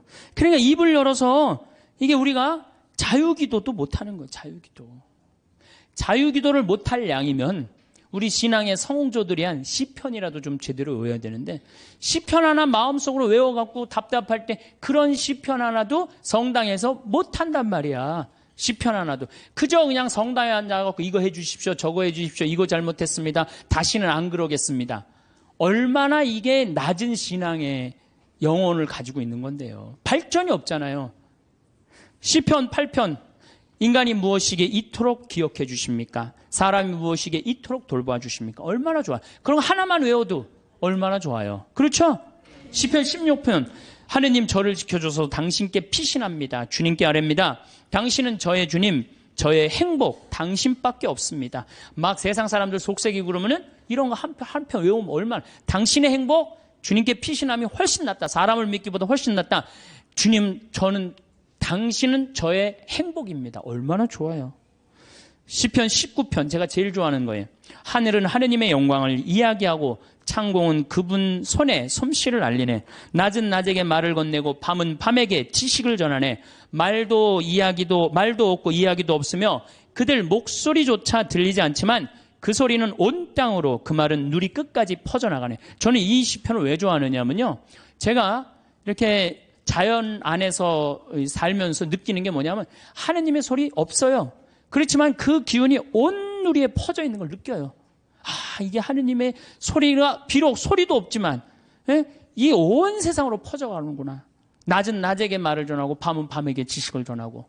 얼마나 좋은 시편이에요. 온 누리에 하느님의 기운이 들어있고 그게 말로 한다고 여러분들 하느님을 느끼는 게 말로 들려요? 그냥 온몸으로 느끼는 거지. 하느님의 존재가. 이 정말로 좋은 시편이에요.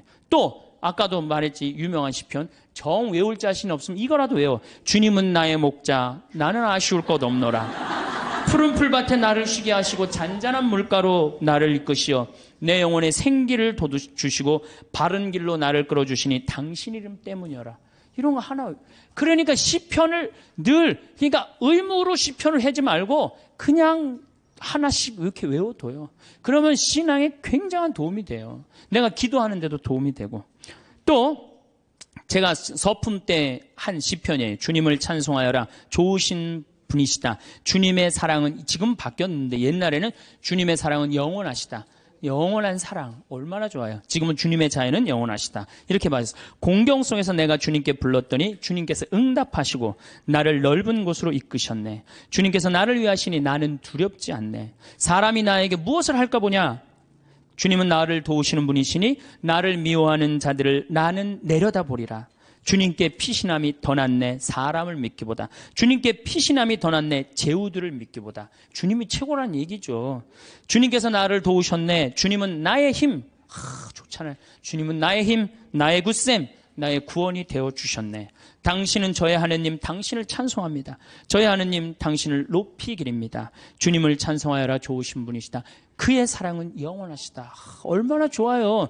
이런 거 한두 개는 외워야 될 거 아니야. 10년, 20년 다녔으면.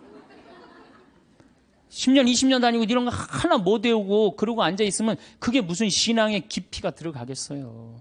그리고 지금 여기서 아멘, 아멘 하는데 내가 아마 교회 가서 이거 지금 아까부터 한 강의 지금까지 했으면 아멘이 한 100번은 더 나왔을 거야. 이제 조금씩 나오기 시작하네. 이제 아멘이. 저는 미사 때요, 제일 즐거운 시간이 언제냐면 응송할 때예요. 얼마나 아름다워요. 그 시편이. 구절구절이 다 마음에 얼마나. 오늘 여러분들 그 시편, 오늘 미사 시편이 뭐냐면 주님께서 당신 소유로 뽑으신 백성은 행복하여라. 행복하여라. 주님을 하느님으로 모시는 민족. 그분께서 당신 소유로 뽑으신 백성, 주님께서는 하늘에서 살피시며 모든 사람을 바라보시도다. 우리의 영혼은 주님을 기다리니 그분은 우리의 도움, 우리의 방패시로다. 주님 안에서 우리 마음이 기뻐하고 그분의 거룩하신 이름을 우리가 신뢰하는도다. 이 매일 드리는 미사가 기적이요, 아름다운 찬미의 시간이야. 근데 우리가 의식을 하고 드려요, 안 하고 드려요? 의식을 안. 그래서 거의 죽은 전례라고 그러는 거예요. 저는 이 독서를 읽고 제일 기다려지는 시간이 시편이에요. 그래서 사회자가 그걸 하지만 전 속으로 합니다. 전 2번 정도를 봐요. 너무 소중하니까. 그런 시편을 매일매일 우리는 하고 있단 말이야. 매일매일 소중한 시편을 하고 있는데 시편 시간만 되면 교우들이 지루해 한단 말이야. 이게 언제 끝나나. 그러니까 미사의 의미, 내가 미사가 찬미 드리는 시간이고 찬양 드리는 시간이고 시편의 의미를 깨달으면은 미사 처음부터 끝까지가 마땅하고 옳은 일입니다. 이게 저절로 나온다니까요. 미사 끝나고 나면 정말 나 오늘 하나님께 경배 드렸어. 찬양 드렸어. 성가도 틀려도 제일 크게 부르고 얼마나 좋아요. 그러면 우리가 자유기도도 못해. 그렇다고 시편기도도 잘 못해요. 그럼 묵상기도는 잘해요? 묵상기도. 그래도 제일 잘할 수 있는 것 중에 하나가 묵상기도예요. 천주교 교우들이 나도 이제 기도 좀 마음 잡고 한번 해봐야 되겠다. 그래서 성당에 가갖고 이제 마음 잡고 딱 조용한 깜깜한 데서 딱 앉아갖고 기도를 하기 시작했어. 주님, 오늘 아침부터 내가 잘못한 게, 우리는 무조건 잘못한 것부터 시작하죠. 하느님께 감사하고 찬양하고 그 다음에 잘못한 걸 생각해야 되는데 우리는 성당에 앉자마자부터 뭐해? 아침부터 내가 누구 마음 상처 준 건 없나 이런 거 생각하고. 그러니까 찬양이 자꾸 밀리는 거야. 제일 먼저 기도는 뭐부터 해야 돼? 찬양부터 해. 하느님 아버지, 오늘 밥 세끼 먹게 해주셔서 감사합니다. 내가 당신 은총 속에서 살게 해주셔서 감사합니다. 이렇게 감사한데 내가 당신의 은혜 속에서 살면서도 그 은혜에 보답하지 못하는 부분들이 있습니다. 이렇게 해야 되는데 우린 무조건 내 잘못부터 일단 생각을 하는 거야. 어쨌든 그리고 이제 성당에 앉아갖고 다 묵상 기도를 무지하게 오래 했어. 하느님 생각도 좀 들어보고 내 얘기도 해보고. 그래갖고 그냥 무지하게 오래 했다고 생각하고 시계를 딱 봤는데 나는 1시간 했다고 생각했는데 시계 보니까 몇 분 지나? 10분도 안 지나는 경우가 허다해요. 그렇죠? 그냥 1시간 기도하라 그러면 1시간 기도를 어떻게 해야 되는지 모르는 경우들도 많아. 이게 묵상을 들어갈 수가 없는 거야. 불교에서는 선하잖아요. 이게 불교뿐만 아니라 모든 종교가 뭐예요? 숨 쉬는 게 가장 중요해요. 숨 쉬는 게. 근데 우리는 10년, 20년 성당 다니면 뭐해? 싸울 땐 목에다가 숨 걸어놓고 그냥 막 해대고 따다다다다다 하는데 이 세상은 넓은 수도원이에요. 여러분들은 돛 닦는 거예요. 저나 여러분들은 돛 닦는 거예요. 그래서 정말 하느님 20년, 30년 믿었으면은 그 정도 믿으면 완전히 이제 하느님과 하나가 돼갖고 숨도 정말로 잘 쉬어야죠. 그래서 옛날에 스님들은 산속에 짐승들 많아도 산속에 들어가도 하나도 안 위험했대요. 왜냐하면 정말로 도가 깊은 스님들은 1분에 한 번 숨 쉬었다는 거. 천천히. 그래서 내가 몸이 안 좋은데 이 숨을 느껴야 돼요. 내가 이렇게 저는 우리 교우들한테 이 기도를 평창에서는 가르쳐 주는데 천천히 쉬면요 다 느껴져요. 간에, 위에, 폐에 정말로 생명이 하느님의 하느님의 생명이 다 공급되는구나. 그런 걸 다 느껴요. 그러니까 스님들은 산에서 내가 오늘 밤에 참선을 해야 되겠다. 돌에서 탁 소하면 1분에 한 번씩 숨 쉬는 거야. 그럼 짐승들이 스님을 공격하다가 같이 숨을 맞추는 거야. 1분에 한 번씩 자기도 쉬는 거야. 새벽에 깨보면 다 죽어 있는 거야. 얘네들이 숨을 제대로 못 쉬어갖고. 그러니까 옛날에 스님들은 아무리 깊은 산 속에서도 위험하지가 않았다는 거예요. 그게 도로 가는 길이에요. 근데 우리는 뭐야?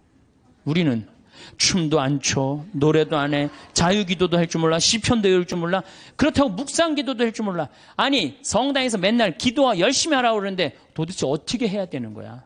기도하는 방법을 알려줘야 될 거 아니야. 아니 고기 잡으려면 고기 잡는 법을 알려줘야 될 거 아니야. 생전 기도하는 법을 안 가르쳐줘요. 그리고 맨날 기도하라고 그래. 뭘 하라고 그러는지 몰라도 그냥 맨날 기도하시오. 어떻게 하라는 거야? 첫 번째 조건은 숨 쉬는 거예요. 모든 종교가 깊은 묵상, 명상으로 들어가기에 첫 번째 조건이 뭐예요? 숨을 쉬는 거예요. 그래서 여기 가장 쉬운 건 천천히 들이쉬고 참았다가 천천히 내뱉는 거예요. 그게 되면은 마음이 안정이 돼요. 그렇게 한 15분 정도 하고 나면은 그 다음에는 참 고요해져요. 고요해지면 그때는 하느님의 소리를 들을 수 있는 거예요. 내가 막 정신이 없고 막 닭똥집도 생각나고 막 화도 나고 그러는데 하느님의 소리가 들릴 것 같아요? 안 들릴 것 같아요? 안 들립니다. 내가 완전히 고요한 상태, 엘리야가 고요한 상태에서 하느님을 만났듯이 나도 완전히 고요한 상태에서 하느님을 만나야 돼. 그러려면 1시간 정도 걸린단 말이에요.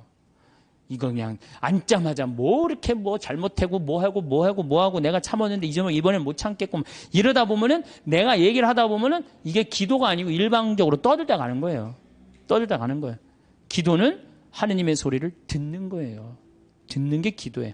들으려면 어떻게 해야 돼? 내가 고요한 상태. 다른 어떤 것도 나를 건드리지도 못하는 상태. 그래야지 영원한 하느님을 조금이라도 느낄 수 있고 맛볼 수 있죠. 그러니까 앞으로는 부부싸움 할 때도 어떻게 해? 숨을 쉬면서 싸우란 말이에요. 숨을 쉬면서. 그러면은 여보 당신 성당 열심히 나가더니 완전히 이제 당신 달라졌네. 얼굴이 빨개지더니 이제 얼굴도 편안하고 싸울 때. 그리고 이거 당신 뭐 1시간 10분이면 다 쏟아낼 얘기를 1시간에 천천히 하니까 나도 마음이 그래 내가 잘못한 것 같아. 이러지. 이건 말할 시간도 없이 그냥 다다다다다다 해대면은 성당 단위나 많아져. 그렇죠? 여러분들은 넓은 수도원에 사는 구도자들이에요. 저도 마찬가지고. 그러니까 이제는 숨을 잘 쉬시기 바랍니다. 어떻게? 당신이 말이야. 내가 시집 와갖고 말이야.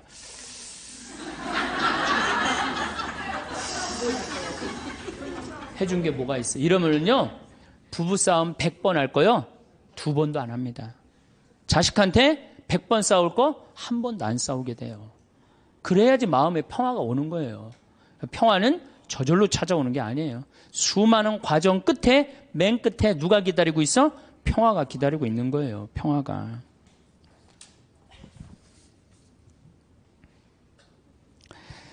자, 이제 춤도 안 춰, 노래도 안 불러, 자유기도도 할 줄 몰라, 하느님을 향한 인간의 마음을 표현하는 시편도 하나도 외울 줄 몰라, 묵상기도도 할 줄 몰라. 이렇게 하면서 하느님을 믿고 신앙생활을 한다고 말하는 사람은 깜깜한 밤에 등불 없이 가는 거하고 똑같은 거예요. 우리 신앙의 인도자 등불은 누구야? 춤과 노래와 시야. 그러니까 여러분들 그걸 충분히 이용하세요. 물론 성서도 있고 성사도 있고 우리 천주교는 좋은 게 너무너무 많아요. 정말 굉장히 풍요로운 종교예요. 그런데 거기에 맞춰서 이게 성사와 성서가 살아 숨쉬려면 누구의 도움이 필요해? 춤과 예술이 필요하다는 얘기. 한마디로 쉽게 얘기하면은, 그래서 교회에서는 예술가들을 무시하면 안 돼요. 그림 그리는 사람, 춤추는 사람, 노래하는 사람, 시 쓰는 사람들 귀하게 여겨야 돼요. 그걸 귀하게 여기는 공동체만이 영적으로 드러높일 수가 있는 거예요. 자, 이제 그렇다면 남은 건 그림이야, 그림. 근데 이 천주교가 그나마 버티는 게 뭐 때문에 버텨? 그림 때문에 버티는 거, 그림 때문에. 제가 입고 있는 이 복장, 이게 뭐예요? 그림이야, 그림. 여러분들 신부님이 수단 입고 있는 거, 제의 입고 있는 거, 그림이에요, 그림 아니에요. 다 그림이에요. 사람이 시각적으로요, 그렇게 거룩해 보이는 건 굉장히 도움을 많이 받는 거예요. 특히 수녀님들, 수녀님 복장 입고 있는 거, 그림 중에 제일 이쁜 그림이에요. 천주교 그림 중에. 그래서 수녀님들이 얼마나 그 그림 효과가 좋으냐면, 신부가 아무리 로만 칼라 차고 지나가도요, 다 이거 보자 그래요. 저 검문할 때 신부는 소용없어, 로만 칼라. 근데 수녀님만 딱 옆에 타시면 프리패스예요. 수녀님, 그림 중에 최고 그림이에요. 그런 게 다 그림이야. 신앙에 도움이 되는. 또 우리는 스테인드 글라스도 있고. 그렇죠? 스테인드 글라스도 있고. 천주교가 그나마 그림 때문에 이게 영적인 거룩한 그 느낌을 많이 가질 수가 있는 거예요. 성당도 영적으로 그림, 예술적으로 얼마만큼 잘 짓느냐에 따라서 우리들이 알게 모르게 신앙에 도움이 굉장히 많은 거예요. 강당 들어가는 거하고 성당 들어가는 거 느낌이 어때요, 여러분들? 틀리죠? 그게 다 뭐 때문에 그래? 그림 때문에 그런 거예요. 그림 때문에. 그림은 굉장히 중요한 거예요. 제가 이콘을 좀 오늘 조금 설명을 드릴 건데, 이 이콘 보면은 이거는 메나스라는 이 수도원 6세기 때 이콘이에요. 잘 안 보이시죠? 이건 예수님인데, 보시면은 예수님은 성소를 갖고 있고 수도원은 서약서를 갖고 있는데, 이 그림에 보면 이 눈이 어때요, 여러분들? 제정신인 눈 같아? 제정신이 아닌 눈 같아요? 약간 막간 눈 같지 않아요? 저는 이 그림 참 좋아합니다. 왜냐하면 우리가 하느님을 믿는 사람들, 하늘로 향하는 사람들은 눈이 어때야 돼? 약간 맛이 가야 돼요. 우리는 어디를 향해야 돼? 하늘로 향하려면 눈을 약간 들어 올려야지. 그래야 맛이 가야 돼요. 신학교에서 보면은 그런 애들이 있어요. 그래서 걔네들 별명이 뭐냐? 쌍뚜수라, 쌍뚜수. 걔네들은 눈을 이렇게 들고 다녀요. 하느님을 계속 생각하느냐고. 그런데 만약에 내 눈이 판교의 땅을 사면 뛸까? 동탄의 땅을 사면 뛸까? 이렇게 세상적인 눈을 반짝반짝하고 그러면서도 하느님을 믿는다면 아니죠.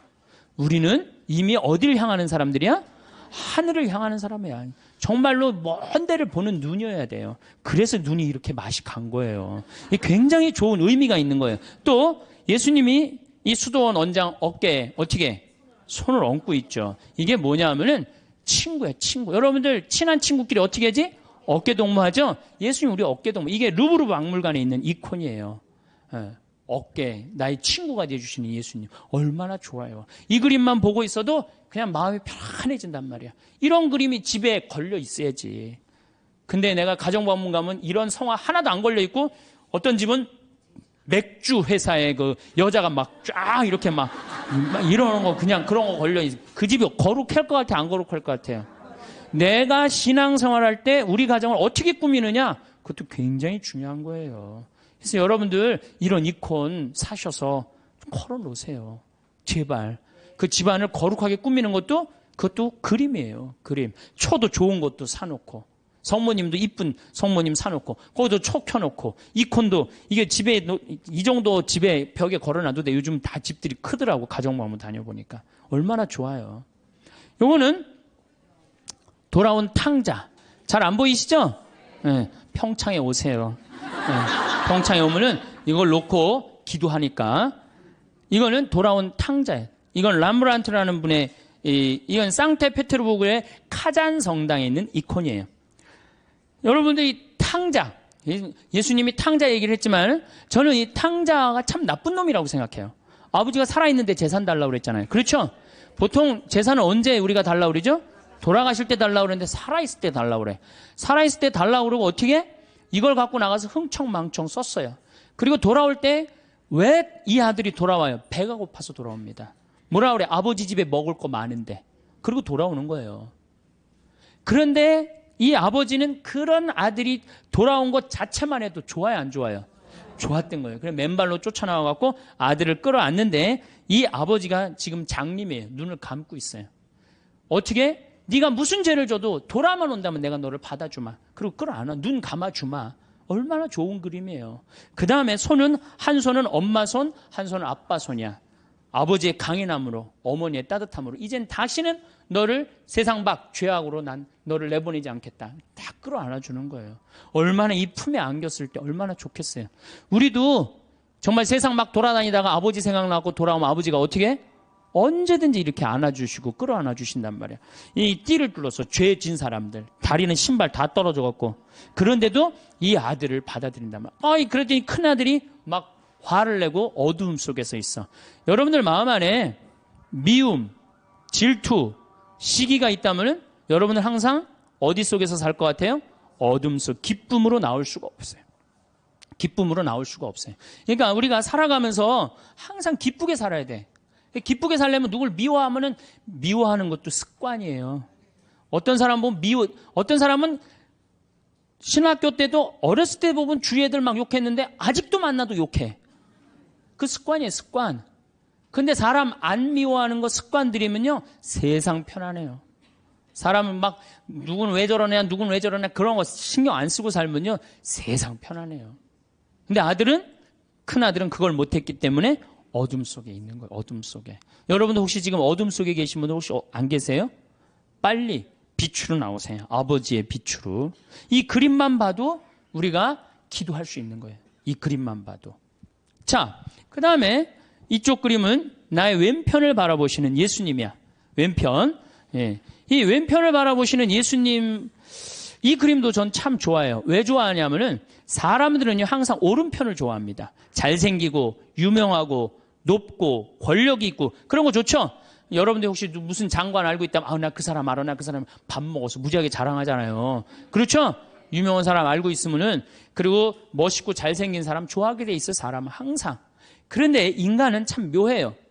갑자기 그런 사람이 갑자기 흠이 하나 잡혔어. 그러면 그걸 핥히는 게 인간의 습성이에요.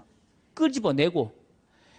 아무도 나를 이해하지 못할 때 성당 앞에 가서 앉을 때 누가 나의 왼편을 바라봐줘요? 예수님만이 나의 더럽고 추악하고 정말로 드러내기 창피한 거를 예수님은 따뜻한 눈으로 바라봐 주신단 말이에요. 그러니 이 그림이 얼마나 좋은 그림이에요. 언제나 나의 단점을 얘기할 수 있는 그분. 얼마나 좋아요. 그림. 그래서 우리가 그림이 좋은 거예요. 이거는 내 발을 씻기신 예수님 얘기죠. 그렇죠? 예수님이고 베드로예요. 그런데 여러분들 발을 씻긴다. 뭐 우리가 전례적으로도 발 몇 번 씻겨보고 그랬죠? 그런 경험 있죠? 이스라엘에서 발을 씻긴다. 이건 종이 최고 밑으로 내려간 거예요. 얼마나 그 척박한 땅에 먼지가 얼마나 많아요. 그런데 베드로의 발을 씻긴다. 그런데 예수님의 얼굴이 베드로한테 안 가 있고 어디가 있느냐면 베드로의 발에 입을 맞추고 있어요. 정말 예수님은 낮출 때까지 낮추고 계신 거예요. 그러니까 너무 감격한 베드로가 예수님을 끌어안죠. 자, 생각해 보세요. 내 친구가 돼서 어깨동무를 해주고 내가 잘못할 때 돌아오면 끌어안아주고 눈 감아주고 나의 왼편을 바라봐 주시고 내 발을 씻겨주신 예수님. 이 예수님한테 우리가 할 일이 뭐가 있을까요? 감사드리고 찬양드려야지. 여기다 또 뭘 시켜? 우리 예수님 너무 시켜먹는 거 아니에요? 이제 그만 시켜야 돼요. 여기 이제 예수님은 마지막에는 우리 인간을 위해서 어떻게 하셨어? 십자가에 당신의 목숨을 바치셨어요.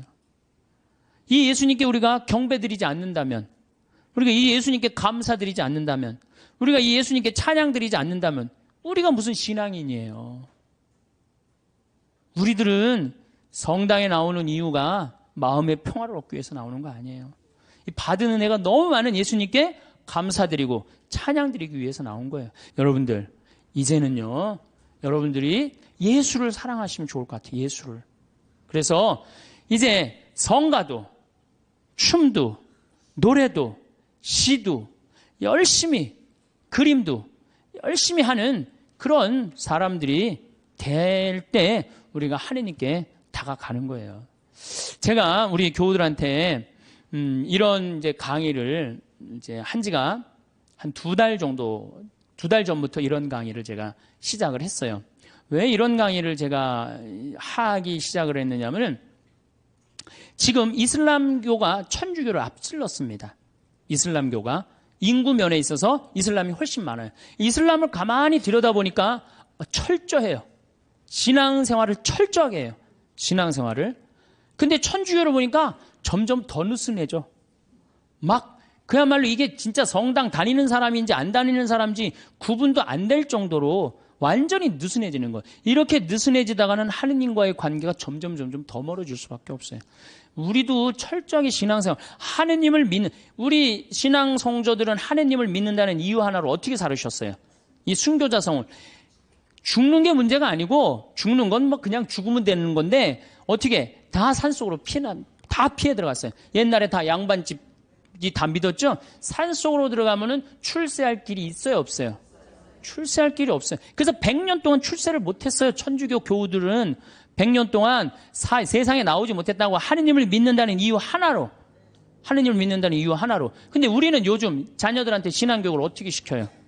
고등학교 3학년만 되면은 성당 안 나가면 슬그머니 눈 감아버린단 말이에요. 1년 동안만 네가. 그러니까 이게 하느님을 왜 믿는지를 모르는 거지. 뭐가 중요한지 모르는 거지. 제가 오체투지 라싸까지 2100km를 가는 그 모습을 보면서 참 많은 걸 느꼈어요. 제가 우리 성지순례, 우리나라 성지순례 다 지금 제대로 다니는 성지순례 하나도 없어요. 성지순례는 원래 걷는 거예요. 아니, 3번 걷고 1번 절하는 건 안 하더라도 걸어는 가야 될 거 아니야, 걸어. 근데 우리 성지순례 어떻게 가? 버스 타고 씩 가갖고 거기서 미사 한번 하고 설명 안 하고 밥 먹고 씩 돌아오잖아요. 거기에 감동이 있을 것 같아요? 감동이 있을 수가 없어요. 제가 능평 본당 신부 할 때 교우들한테 그랬어요. 성지순례 가자고 그래서 제가 계속 관두자. 그래서 딱 9월 달에 성지순례를 내렸어. 어떻게 성지순례를 내렸냐면은 전체 교우들을 다 세남터에서부터 미리네까지 걷게 했어요. 세남터에서 미리네까지. 어떻게 걷게? 목, 금, 토, 일 4일 동안을 걷는 거예요. 어떻게 걸어? 저녁 7시에 퇴근해갖고 애들 다 학교 가는 애들 다 일찍 나오고 직장 퇴근하면 다 나와요. 그래갖고 세남터까지 버스로 데리고 가요. 세남터에서부터 남태령 가고 과천 지나가고 인덕원 성당 거기까지 딱 가니까 새벽 2시야. 그럼 그땐 또 관광버스 타고 집으로 가는 거예요.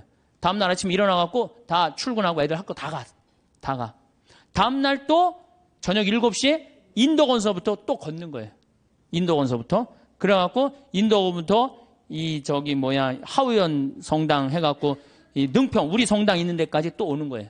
우리 성당이 김대건 신부님이 시신이 지나갔던 데거든요. 시신이 지나갔는데 거기서 이제 또 헤어지는 거예요. 새벽 2시에 마지막 기도하고. 그 다음에 이제 토요일 날은 2시부터 밤 10시까지 양지까지 우리 성당 광주에서부터 양지까지 걷는 거예요. 전체 교우가. 그리고 이제 주일날은 이제 전체 교우들 하루에 300명, 400명씩 걸었으니까 우리 교우가 2,000명밖에 안 됐거든요. 그냥 다 걸은 거지 교우들은. 그래갖고 이제 마지막 날은 양지에서부터 삼도고개 넘어가고 미리네 이제 김대원 신부님 무덤 앞에 가갖고 무릎을 꿇고 다 신부님 앞에서 조배를 하는데 다 우는 거예요. 교우들이. 그게 성지순례라는 거예요. 그게. 우리 너무 쉽게 신앙생활해요 요즘. 그냥 거저하는 거 거저. 그러니까 쉽게 신앙생활하니까 하느님을 깊게 느끼지도 못하고 쉽게 떠나고. 그래서 여러분들 이제는 신앙생활의 본질을 우리가 잡아야 돼요. 그건 너무너무 쉬워요. 천주교 요리문답 1조만 생각하면 돼. 사람이 무엇을 위하여 낳느냐? 천주를 알아 공경하고 자기의 구원을 위하여 낳느니라. 그래서 이제 천주님을 공경하는 데는 우리가 뭘 해야 돼? 찬양, 성가 부르고 춤춰드리고. 춤은 밤 10시에 성당 가서 이제 다 문 걸어 잠고 추세요. 예? 밤 10시에. 그리고 성가도 그래요. 저는 성가를 혼자서 성당에서 1시간씩 부르는 걸 참 좋아해요. 그냥 내가 아는 노래 그냥 다 부르는 거예요. 성당에서. 요즘은 성당에 교우들이 많이 와갖고 잘 부르지는 못하지만은 그래도 옛날에는 성가 1시간, 2시간 부르고 나면 그렇게 행복해요. 여러분들도 그렇게 성가 부르세요. 그리고 집에서도 불러 좀. 제발. 오늘 밤에 당장에 순교자 성월이니까 장하다 순교자 설아벌 예터절에 저녁에 집에서 부르란 말이에요. 예? 그래야만이 내가 신앙이 뜨거워지는 거예요. 예. 그리고 막 성가 부르는데 막 밤 9시 반 막 너무 뜨거워. 그럼 바로 그 뜨거운 마음을 성당에 가갖고 제일 예쁜 옷을 입고 가갖고 딱 춤추고 딱 들어오란 말이야. 그러면은 하느님과의 관계가 제대로 형성이 되는 거예요. 그리고 여러분들 시편 기도 좀 하고 아침에 일어나고 그 시편 다 처음부터 끝까지 읽지 마시고 하나만 펴도 좋은 내용이 너무너무 많아요. 그냥 내 마음을 그대로 표현하는 시편들이 천재야. 150편까지 여러분들 보십시오. 아주 기가 막힙니다. 그러니까 시편 하나씩 읽고 얼마나 좋아요. 또 저녁에 주무실 때 어떻게 숨을 천천히 2번 들이쉬고 4번 내뱉고 다음에 4번 들이쉬고 8번 내뱉고 천천히 나눠서. 그러니까 숨 한 번 쉴 때 1분 내지 2분 정도 천천히. 그러면 내 마음이 온전히 고요해진단 말이에요. 그럴 때 마지막에 촛불 켜놓고 기도하고 주무신다면 여러분들이 정말 얼마나 행복하겠어요. 하느님과의 만남도 친숙해지고. 그거 너무너무 쉽죠. 그 다음에 그림. 이제 집에 가고 맥주 그 사진은 다 떼어버리고 이콘. 이거 좀 비쌀 거예요. 한 2만 원, 3만 원 정도 될 거예요. 비싸지도 않지 사실은. 2만 원, 3만 원 하면은 그거 사다가 아이 방에도 하나 걸어주고 그 다음에 집에도 거실에도 하나 걸고 이렇게 여러분들이 집안을 거룩하게 가꾸고 신앙의 분위기로 완전히 돌려놓을 때 여러분들은 정말로 신앙인다운 예수님 보시기 이쁜 그런 신앙인이 될 수 있습니다. 시간이 지날수록 계속 만나야 하나를 고민하게 되는 사람이 있습니다. 친구니까 거리만 좀 두면 되지 않을까요? 물론 그런 사람도 있지만 아예 빨리 결단을 내려야 할 사람도 있습니다. 인간은 혼자서는 살아갈 수 없는 존재이지만 나에게 악영향을 미치는 사람과 억지로 관계를 이어나갈 필요는 없습니다. 모든 인연을 감수하려 하면 인생이 남루하고 괴롭습니다. 오랜 친구니까 무조건 참거나 받아들여라. 만난 시간이 중요한 게 아닙니다. 감당하기 어려운 인연은 적절히 손절하는 것이 좋습니다. 나중에 후회해봐야 뒤늦게 발견된 암세포와도 같습니다. 빠르게 잘라내야만 내가 살 수 있습니다. 우리는 인연을 맺음으로써 도움을 받기도 하지만 그에 못지않게 피해도 많이 당하는데 대부분의 피해는 진실 없는 사람에게 진실을 쏟아부은 대가로 받는 벌입니다. 어떤 인연을 만나고 맺느냐에 따라서 내 행복과 불행이 결정됩니다. 여러분 가까이 있는 사람들이 여러분 인생을 만듭니다. 인생을 살아보니 인연은 아름답기도 하고 감사하기도 하고 불편하기도 고통스럽기도 합니다. 나이 들수록 아름답고 감사한 인연들만 안고 가셔야 됩니다. 운명은 타고 나는 것이지만 팔자는 만들어가는 것입니다. 맞지 않는 인연의 끈을 놓지 못하고 끝까지 잡고 계시면 자기 팔자 자기가 꼬는 겁니다. 때문에 여러분의 방에 절대 아무나 들여서는 안 됩니다. 오늘 말씀드릴 유형의 사람은 오랜 친구라도 반드시 인연을 끊어야 되는 사람입니다. 그냥 평생 가까이 두지 않는 것이 낫다고까지 말씀드릴 수 있습니다. 영상을 끝까지 시청하셔서 더 이상 인간관계 때문에 나의 귀한 시간과 감정 낭비하지 않으셨으면 합니다. 첫 번째는 얻어먹기만 하는 사람입니다. 살다 보면 남에게 베풀 줄은 전혀 모르고 얻어먹기만 하는 사람들이 있습니다. 이런 사람들은 처음 한두 번은 내가 베풀 수 있어도 계속되면 온갖 정이 떨어지고 결국엔 질려버리고 맙니다. 상대가 좋은 차 탄다고, 돈 제일 많이 번다고 이유를 대며 계속 얻어먹습니다. 다른 사람이 잘 된 것이 자기 덕분인 양주인 행세하는 그 거지근성은 어디에서 나온 것인지 참 궁금합니다. 권리도 아닌데 권리인 양 착각하는 사람들은 인격이 미성숙한 사람입니다. 받는 게 당연한 줄로만 알고 나중에 안 주면 오히려 역정을 냅니다. 호의가 계속되면 호구가 된다는 말이 딱 이런 사람들 상대로 맞는 말입니다. 그들을 자세히 살펴보면 평소 자기가 하고 싶은 것들은 모두 누리고 유독 사람을 만날 때만 돈이 없다고 말합니다. 친구의 양보만 원하니 어처구니가 없습니다. 이처럼 당연하게 얻어먹는 사람은 다른 사람이 이룬 성공은 함부로 폄하하면서 자기가 가진 것은 굉장히 귀하게 여기는 이기적인 사람입니다. 이런 친구 중 적지 않은 수는 내가 어려울 때 나 몰라라 할 가능성이 높습니다. 내 어려움을 안타까워하기보다 얻어먹을 대상 하나가 줄었다는 식입니다. 다만 내가 사면 상대도 반드시 사야 한다는 것이 아닙니다. 얻어먹기만 하려는 친구와 형편에 맞게 사려는 친구는 눈에 보입니다. 형편이 안 되는 친구는 돈 걱정 말고 몸만 오라고도 합니다. 그 마음이 와닿기 때문입니다. 얻어먹기만 하는 친구는 작은 이익에 집착하는 옹졸함과 이기적인 면이 관계를 해칩니다.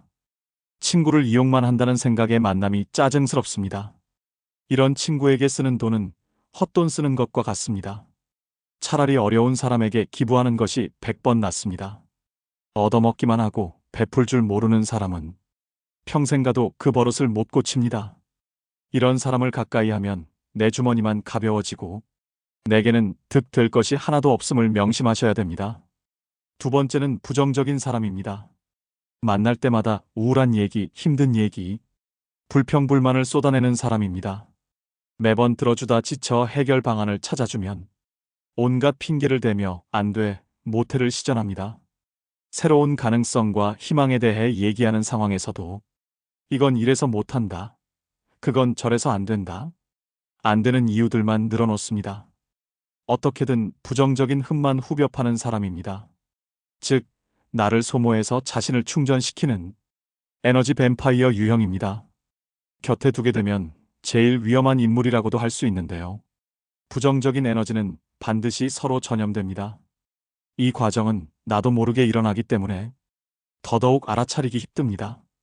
이런 사람이 옆에 있으면 될 일도 안 됩니다. 부정적인 사람과 시간을 많이 보내게 되면 현상에 대한 객관화가 잘 안 돼서 바른 방향으로 가기가 어렵습니다. 즉, 호랑이 입에 여러분의 머리를 넣어선 안 된다는 말입니다. 이런 사람들은 주위의 에너지를 뺏고 건설적인 생각을 차단시키는 아주 위험한 존재인데요. 나의 꿈도 내 목표도 모두 차단시킬 사람입니다. 특히 내가 힘들거나 불안정한 상황일 때는 더더욱 영향을 받고 흔들리기 쉽기 때문에 1순위로 멀리해야 될 사람입니다. 말이 씨가 된다는 말 다들 들어보셨을 겁니다. 말에는 생각이 담겨져 있고 생각은 그 무엇보다 크고 강력한 존재이기에 우리는 늘 조심하고 또 조심해야 합니다. 처음엔 무심코 들었던 그 부정적 씨앗이 나중에는 자신을 집어삼킬 수도 있음을 명심하셔야 됩니다. 사람을 곁에 두는 것은 정말 신중히 해야 하는 일인데 부정적인 사람을 곁에 둔다는 것은 내가 하는 모든 일이 잘 안 풀리고 나쁜 상황만을 맞이하고 싶다는 이야기와도 같습니다. 오히려 만나는 모든 사람을 존중하고 배우려는 긍정적인 태도를 가지고 있는 사람과 가까이 해야 됩니다. 단언컨대 부정적인 사람은 여러분의 인생에 단 1%도 도움이 안 됩니다. 과감히 손절하셔야 됩니다. 세 번째는 뒷담화하는 사람입니다. 우리가 인생을 살아가면서 아예 뒷담화를 안 할 수는 없다고 생각합니다. 자신의 속상했던 일이나 감정을 신뢰할 만한 사람에게 털어놓는 것은 감정 정화의 효과가 크다고 생각하는데요. 하지만 지금 말씀드리는 손절해야 될 사람은 틈만 나면 뒷담화를 일삼는 사람입니다. 뒷담화를 주기적으로 하는 사람들은 상대방을 깎아내림으로 자신이 일시적으로 우월해 보이는 느낌을 즐깁니다. 자신의 열등감을 뒷담화로 해소하려는 것이죠. 또 듣는 사람이 공감하지 않을 경우에는 넌 내 편이 아니구나 라고 생각하며 그 사람에 대한 험담을 또 다른 누군가에게 하는 패턴을 가지게 됩니다. 나는 아니겠지라고 안일하게 생각하다가 뒤통수를 맞게 됩니다. 상대가 자주 뒷담화를 하는 기색이 보인다면 바로 머릿속에서 경고 신호를 올리셔야 합니다.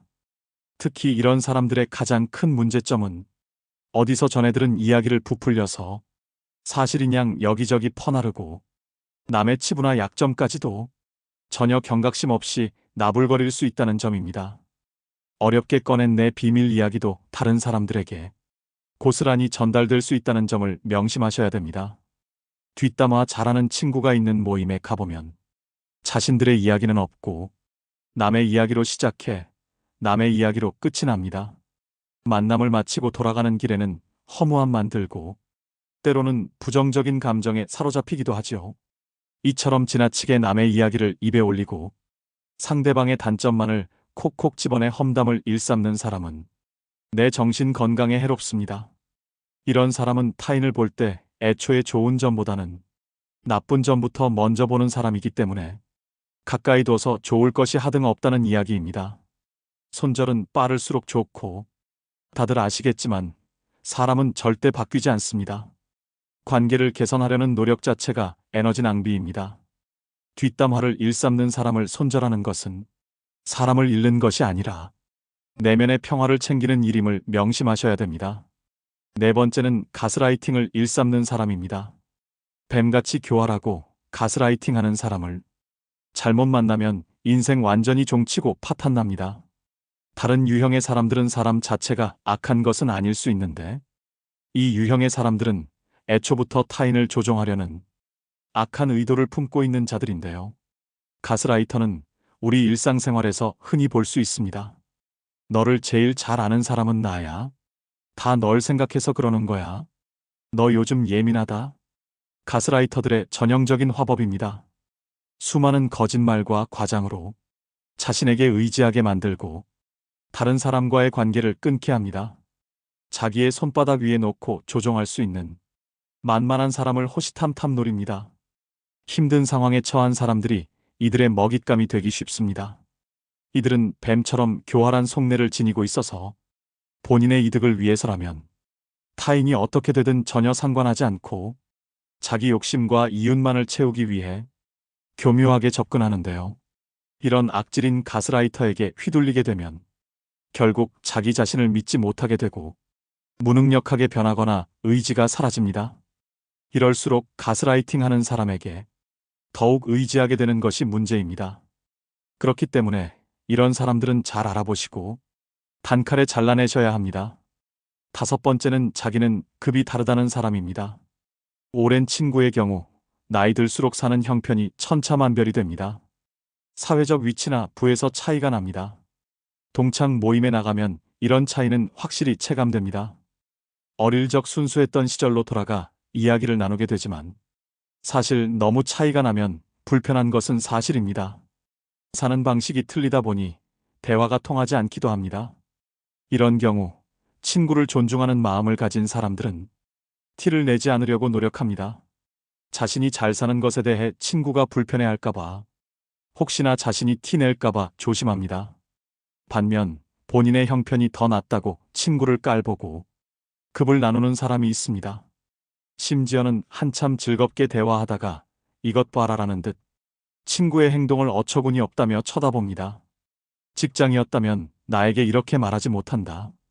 직장에서의 직급을 친구 사이에서도 적용하나 봅니다. 친구를 마치 부하로 생각하는 듯한 언행을 하는 경우가 있습니다. 더 심한 건 그동안 몰랐지만 급을 나누고 있었다는 사실을 안 경우입니다. 예를 들어 친구를 자기 아래 급으로 여겨왔던 것처럼 한 계급 아래로 보는 말투, 난 너와 급이 다르다는 식으로 행동합니다. 한마디로 어디서 감히입니다. 이런 관계는 건강한 친구 관계라고 하기 어렵습니다. 어디 무서워서 쳐다보기라도 하겠습니까? 하루빨리 손절이 시급한 사람입니다. 이런 사람은 만날수록 스트레스만 받고 후회만 하게 됩니다. 여섯 번째는 전형적인 내로남불 유형인 사람입니다. 같은 상황 속에서도 나는 되고 너는 안 된다고 하는 사람들이 있습니다. 이런 사람 특징은 자기 자신에게는 한없이 관대하고 남에게는 옹졸해서 엄격한 잣대를 들이밀지요. 진정성숙하고 그릇이 넓은 사람이라면 이와는 반대로 적용합니다. 자기 자신은 엄격하게 돌아보고 다른 사람은 너그럽게 용서할 줄 알아야 합니다. 하지만 이런 내로남불 유형의 사람들은 남이 자기에게 하는 실수는 티끌만큼도 용납을 못하면서 자기가 저지른 잘못은 그럴 수도 있지라며 뻔뻔한 태도로 일관합니다. 또 이런 사람은 남에게 미안하다는 사과도 전혀 하지 않고 본인의 잘못을 인정할 줄도 모릅니다. 이런 사람을 두고 참으로 낯짝이 두껍다, 뻔뻔하다는 표현이 있는 것이겠죠. 그야말로 천상천하 유아독존의 제 잘난 맛에 사는 사람입니다. 애초에 자기를 향한 기준이 너무 관대하고 자기 객관화가 안 되는 사람이기 때문인데요. 이런 사람과 대화를 하다 보면 우라통이 치밀거나 속에 천불이 납니다. 이 사람과 똑같은 사람이 되기 싫어 꾹꾹 참으며 배려심 있게 행동하지만 결국 같은 상황이 되풀이되는 악순환입니다. 이런 사람과 엮이면 매우 피곤하고 아무리 말을 하고 설득을 해도 씨알도 먹히지 않기 때문에 그냥 차라리 조용히 손절을 하고 멀어지는 것이 내 심신 안정에 이로운 길입니다. 마지막 일곱 번째는 시간이 아깝게 느껴지는 사람입니다. 의미 있는 만남인지 아는 방법은 무엇일까요? 누군가와 헤어져 집으로 갈 때 발걸음이 가볍고 기분이 좋다면 의미 있는 만남이라고 말합니다. 반대로 울적하고 함께 보낸 시간이 아깝게 느껴진다면 잘못된 만남으로, 이런 만남은 인생을 소모하고 있다는 찝찝함을 남기기 때문에 되도록 피하는 게 좋다고 당부드립니다. 시간을 헛되이 낭비할 바에는 친구를 잃는 쪽을 택하셔야 됩니다. 흘러간 시간은 돌이킬 수 없지만 친구는 새로 사귈 수 있기 때문입니다. 생각보다 인생은 짧습니다. 나이 먹을수록 시간의 의미를 깨닫고 만남을 소중히 여기게 됩니다. 이때 만남은 양이 아니라 질입니다. 사람을 만났는데 느낌이 싸하거나 거북하다면 일단 만남을 중단하는 것이 좋습니다. 이런 사람은 앞으로 위험을 몰고 올지도 모릅니다. 만날수록 내 자존감이 떨어지고 기가 빠진다면 만나지 않는 것이 좋습니다. 느낌은 찜찜한데 억지로 만나고 나면 역시나 기분이 좋지 않은 경우가 많지요. 책 적정한 삶의 저자인 김경일 심리학과 교수가 한 강연에서 제안한 전화번호를 차단하는 방법도 효과적이라고 생각합니다. 찜찜한 사람에게 전화가 오면 조마조마할 때가 있습니다. 전화를 받으면 자기도 모르게 약속을 잡고 약속일이 다가올 때까지 스트레스를 받습니다. 아예 번호를 뜨지 않게 하면 이런 고통에서 벗어날 수 있습니다.